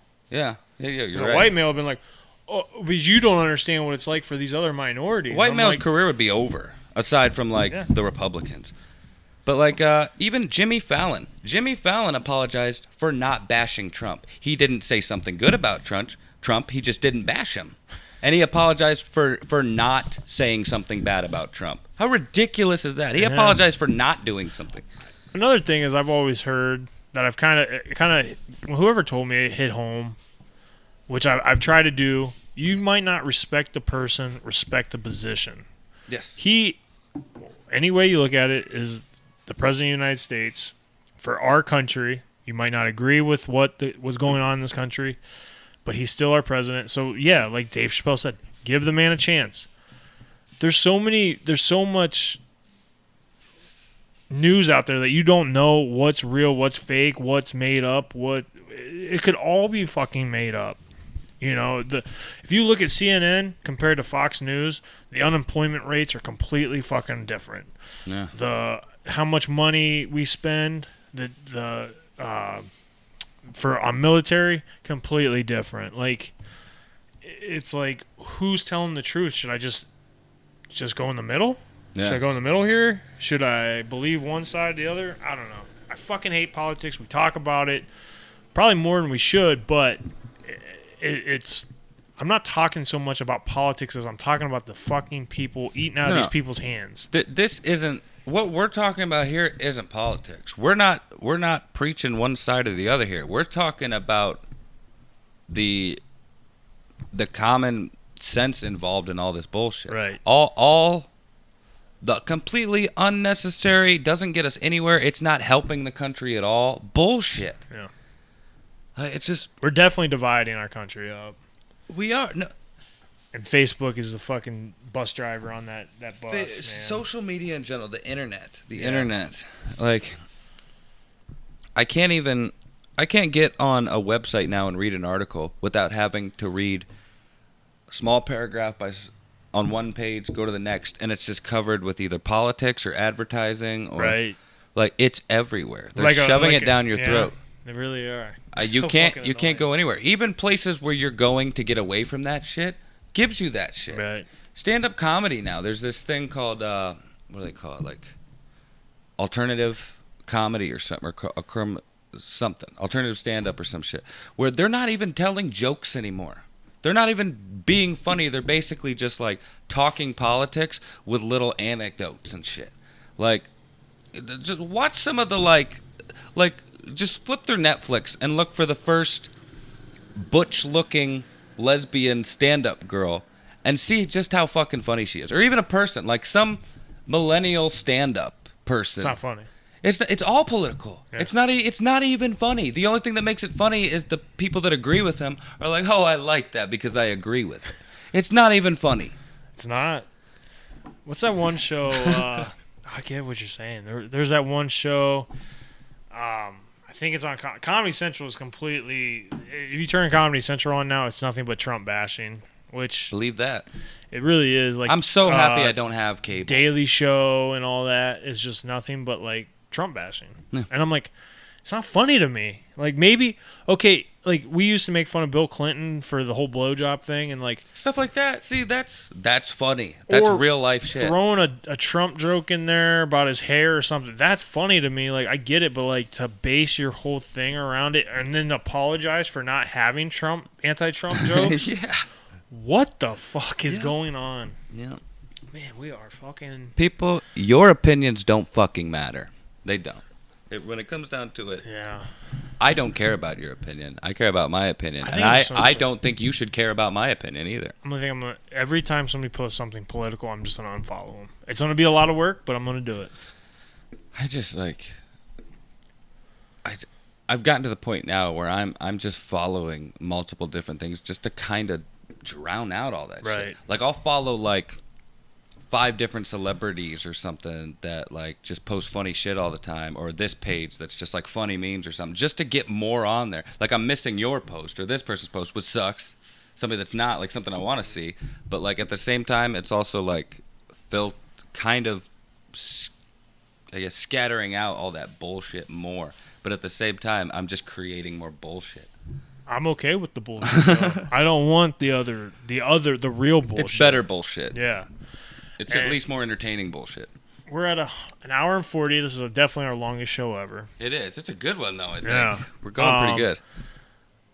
I'm going to, so we don't fucking just run this thing 3 hours. I want to ask one more question. Okay. And it has something to do with social media. All right. And because I have not been, I guess I'm a bad co-host because I should have been listening to it, but the countdown started at 30 days or 50? The countdown for Coheed. Oh, Coheed, dude, I couldn't even tell. Oh, it started before 30 because I was looking forward to day 33 so I could post 33, which is like one of my favorite songs on Second Stage. So, the new album, was it worth the countdown, wait? Dude? All right. I'm just gonna sit back. For anybody that doesn't know what we're talking about, Coheed and Cambria is a progressive rock band. They're my co-favorite band is the way I like to put it, because with Pearl Jam, Coheed and Pearl Jam are like neck and neck. Pearl Jam's my favorite band of all time, and Coheed is also one of my favorite bands. I would say they are probably my favorite band. Pearl Jam? No. Coheed? Coheed's amazing, dude. There's no band like Coheed. Even the people that compare them to Rush, the way I say it, like if I'm telling somebody about Coheed and Cambria, and they're like, no, I don't know who they are. I was like, they're like Rush, but better. Way better. And most are like, I love Rush. I hate Rush. See, that's weird. People will love Rush but hate Coheed, and then people will love Coheed and hate Rush. I don't compare them. I like them both. Yeah. But I definitely compared them the first time I heard them. Because the lead singer. Yeah, it was the voice and the sci-fi feel, but and the progressive rock angle. But anyway, that's who Coheed and Cambria are. Their first 3 albums, to me, in my eyes, are their best, which are Second Stage, Turbine Blade, and Keeping Secrets of Silent Earth 3, and then Good Apollo 1, Volume 1, Good Apollo, I'm Burning Star, Volume 1, From Fear Through the Eyes of Madness. I would have never remembered that full album title. I love them, dude. Yeah. I love them. Not only that, but From Fear Through the Eyes of Madness is probably my favorite song on that album. It's just epic as fuck. It's like 8 minutes long and shit, and that's just so good. Anyway, those 3 albums, in my opinion, that is the shit. That is their best stuff ever. We talked this off air. Your favorite, if you had a gun to your head, what would be your favorite? It'd be so hard to choose. I like it. If it was 10 years ago, I would say Second Stage, Turbine Blade. Me as well. You ask me now, it could be 2 different answers. It could be In Keeping Secrets of Silent Earth 3 or Good Apollo 1. Like, both of those albums to me are amazing. But Second Stage, like, it's hard for me to distinguish. Right. Those 3 albums are my favorite albums. I'm going to just go in the middle. My favorite era. Yeah, I'm just going to go in the middle and say, as much as I like all 3, I think the third album, what is it, Good Apollo? Yeah. 1 or whatever. Good Apollo, I'm Burning Star 4. It's weird. They started with 2. So it's 2 and Second Stage, Turbine Blade, and Keeping Secrets of Silent Earth 3. And then Good Apollo, I'm Burning Star 4. Are we missing an album in there? No, those are the first 3 albums. Yeah, but like they started at 2. Oh, and then Year of the Black Rainbow technically takes place in front of 2. It's a prequel. Yeah, because it's Coheed and Cambria, like back when they were still in the KBI, which is the Knowledge, the Beast, and the Inferno. That's the name of the 3 people. I could get way into it. That's way more than I can get into it. Like in Second Stage Turbine Blade, they use the name Jesse a lot. Like, Jesse, just come look at what your brother did. Here he did away with me. That meant that Jesse killed Dr. Hohenberger, which is the guy who created Coheed, Cambria, and Jesse, the Inferno. The Knowledge is Cambria. She can, like, read minds and shit. The Beast is Coheed. He's got, like, blades coming out of him. He's super strong and shit. Blades come out of his arms and shit. And then the Inferno is Jesse, and he's just a beast, like Star General and shit. And like, it's very. I like the music. I don't know anything he's talking about, but it sounds awesome and it should be a movie. I forget why. Oh, yeah. Dude, Mark Wahlberg owns the rights to it. Really? His company bought it, and like every now and then he'll be like doing an interview, like AMA. Is that what they call them? AMA. Like ants. Q&A? Like a Q&A, yeah, but they like Reddit AMAs is what they call it. But anyway, he'll do like a Q&A or something, and somebody asks him like, when is there gonna be an Amory Wars movie or something? Like, oh well, we're still figuring out, blah blah. It's been like 10 years, dude. You're not doing anything with it. But they've been talking animated movie for a long time. That's what I think it should be, honestly. Start with one. Maybe if that does well and they flesh it out real well, people are like, sweet, let's see a good one. But what was the original question? What's my favorite album? That was my second question. The first question was this album compare with the rest of them? No, it was the countdown, was the wait worth it? Was the juice worth the squeeze? Yes. It is. The way I see it, it's their best album since Good Apollo 1. And after Good Apollo 1, there was what was it? It was No World for Tomorrow. Which it had some decent stuff on it. There was a good one, but that was kind of the start of going downhill. They lost their original drummer. They were going through a lot of shit because the drummer and the bass player were hooked on drugs and shit. I don't know if you know, but the bass player was kicked out of the band because he robbed a Walgreens for Oxycontin before a show. I did not know that. They went on the tour bus and was going through all the comic books. Like, I remember Claudio telling the story. He said he looked out the window and saw the cops on the bus. He's like, what are they doing? And then he said, oh, they're looking through the comics. That's awesome. And then he realized, like, no, they're looking for something on the bus. They were looking for Mike Todd, who was hiding on the bus after just robbing Walgreens at gunpoint. So the Year of the Black Rainbow, that's the first one? Yeah, No World for Tomorrow. No, that takes place. That's what I'm getting at. Yeah. I understand the way the albums go in time. I'm saying But how they wrote, Second Stage, In Keeping Secrets, Good Apollo 1, No World for Tomorrow, which is Good Apollo, I'm Burning Star 4, Volume 2, No World for Tomorrow. So that's the second half of Good Apollo 1. Okay. And then there's Year of the Black Rainbow. I think No World for Tomorrow is their second, maybe their third, to my third to least favorite album. I did not like these ones. Afterman? I liked both of them. I loved them, actually. That was their last good, like, I think the new album is better than both of those, but I think that was their best album since the original three, if this makes sense, until now. Until the Unheavenly Creatures is what the new one's called. New one, yeah. But the Afterman was both good. And then they did The Color Before the Sun, which had nothing to do with the story. They were all just normal songs about like their lives and shit. So when I went to see them, this album just came out. Yeah. And I did not listen to any of it, right? And so they played it, it just came out, so they played a few songs. Yeah. And me and Zach were like, literally, we were into it. The first three songs were like, you just didn't know the song. Yeah, and then like they started playing a song, and everybody was like, "Yeah!" And Zach turned around and was like, "I don't know this song." I'm like, "I don't fucking know it either." Well, people were divided on that album. That's definitely not their best album, but I feel like that album beats Year of the Black Rainbow. So Year of the Black Rainbow is your least favorite? Probably. They had, let me see what. Which is weird because it's the end. No, that takes place. I like that song. Here we are, Juggernaut. Yeah, there's some good tracks on there. Those albums that I don't like so much, three like songs half the album's really good, and then there are other ones I still like. There's no album I hate. Right. You know what I mean? But yeah, they're all good. This one had like 3 songs that I really could jam out to, and the rest of them were just kind of like, eh. But yeah, I'm gonna listen to this on the way home. Go for it. Like, I don't want to hype it up too much, but there are some great fucking songs on it. The way I would describe it, if I'm gonna do a little album review here. They released 4 songs before the album came out, and 5, and those songs were really good. If anybody that listened to those songs can understand this comparison, the rest of the songs on the album, half of those songs are just as good, if not better, than those songs you've already heard. Okay. The rest of them are good. So the whole album's good. The only song that needs to grow on me a little bit, I believe, is the ending track. But it's kind of like a wake-up type song, like a nice acoustic, chill. Lucky Stars is what it's Lucky called. Stars, yeah. I mean, I like the lyrics and everything. Like, it just needs to grow on me more. But dude, every song on that album, there's something I like about it.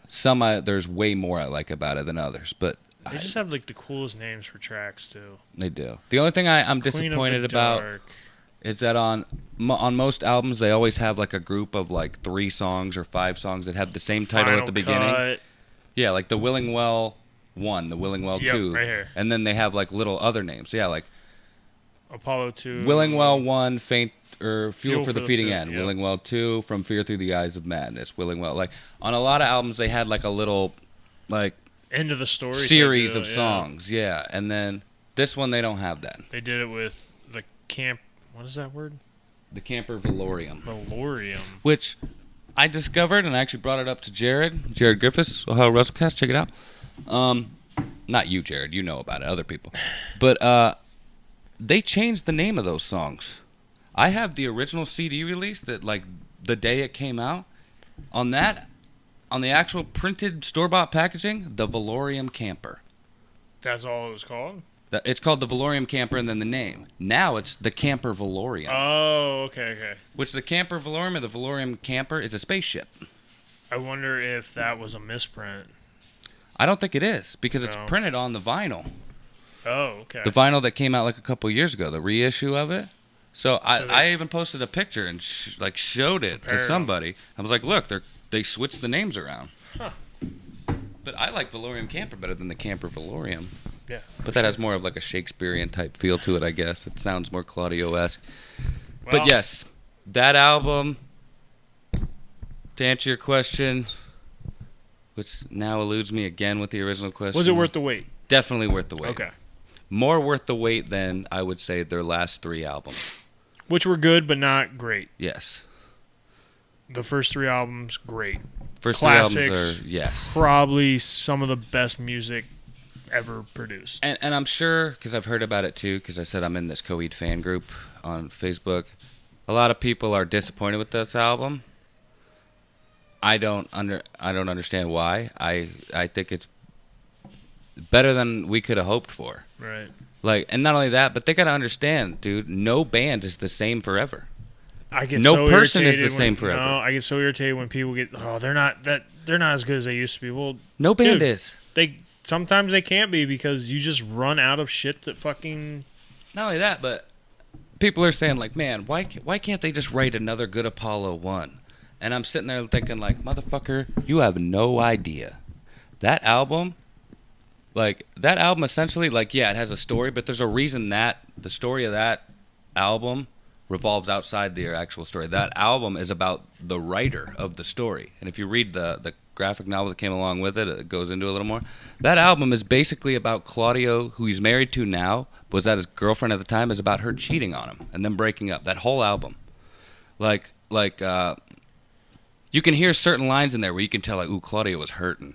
Because it'll be like, so cry on, bitch, Apollo? why aren't you laughing now? Like, all kinds of things. The final cut when he talks about shoving somebody's face in the door. Yep, Yeah. dude. So when they're like, why can't they write another one? Because he's fucking happy now. Right. Like, be happy that Claudio's happy. Right. Like, those days are over. Right. You don't have to struggle anymore. Yeah, it's like, those first 3 albums, like, any band's first album, you gotta remember, that album's always gonna be great, or at least sometimes their best, because that is like a whole lifetime of writing. Right. There's a whole lifetime of emotions and everything there. They probably wrote it in a tour van, not on a tour bus or at their house, their 10-bedroom house, or. Yep. They wrote it when they were fucking hungry. They probably rewrote it 5 or 6 times over the years and made it even better. I compare it to fighting. You see a lot of these guys that get the championship or they get real high up there and then they fall apart because there's something to it. Is they always say stay hungry, stay hungry. Some of these people, what that means is they really are hungry. Yeah. They haven't ate today. Exactly. Because they don't have money. They're training. They're hungry to win. They're hungry to fight. They're passionate because they have to be. when you don't have to be anymore, it's hard to get motivated. It's hard to sit down and write on a piece of paper. It's hard to fucking man, like McGregor. I gave him all the respect in the world coming out for this fight. Yeah, he was probably making $50 million again. Yeah. But he just made $100 million. He goes, I don't have to be here. No, I don't. I don't, you know. So Conor could have retired after the Mayweather fight and been set for still had his legacy, never had to work another day of his life, could promote fights, could do his little whiskey thing, which I want to try some of that. I bet it's good. They say it's comparable to Jameson. Is it? I like Jameson. Yeah, I do too. I actually prefer Jameson over Jack. I do as well. I like Jameson mixed with things. I don't like doing straight shots of Jameson. Oh, yeah. I don't like doing really straight shots of anything. I'd mix it before I do anything, unless I'm playing a drinking game. You know what I mean? Then you have to. But, yeah. Well, you want to end at the 2-hour mark? Yeah, dude. This is a nice long one. This is a good one. Well, guys, maybe at the end you didn't quite understand what we were talking about. We just started rambling a little bit. Well, mostly him, but I think it's very you were interested. Shit, yeah. But I guess to wrap that up, check out Vaxis won the Unheavenly Creatures by Coheed and Cambria. It's good if you love that progressive rock sci-fi. If you like Rush, they're better than Rush, in my opinion. Or if you don't like Rush like me, you're still going to like it. If you don't like Rush, you'll probably love these guys then. Right. I don't like Rush. But, yeah, is there anything you want to say before we go? No, man, this is a fun... We have a schedule somewhat. Yeah. That we know Sundays are going to work. Later is definitely better. Yes. Probably start putting them out every few weeks then. Yeah, at least every probably 2 weeks, if not every week, if we can work it out. For sure, we're going to try to make this more consistent because I like doing it and people like watching them. It's a fucking excuse to hang out as well. That too. Maybe we'll even get a little toasted sometimes so you guys can a little drunk so we could really talk some bullshit. Unless I have a fight coming up. Of course, yes. But he can just do it. I don't know. Yeah, I'll get fucked up for him. How about that? But yeah, don't forget to like, share, and subscribe. You can check us out on Facebook. Just you know how to find things on Facebook. We're on Instagram at Matt Archer Media. We're on Twitter, but I don't get on there much at Matt Archer Media as well. I don't understand Twitter still. You're on Twitter though, and you're a G on Twitter, but you're not technically a G on Twitter. It's me. Yeah, but T-shirts available, mattarcher.threadless.com. I actually just redid the store, so check that out. And keep waiting for a fight announcement because I am waiting, and I know some of you people actually follow my career. Yeah. And so get ready because we're making the UFC debut. There we go. We'll keep you posted as much as we can, especially with doing a little more often now. So.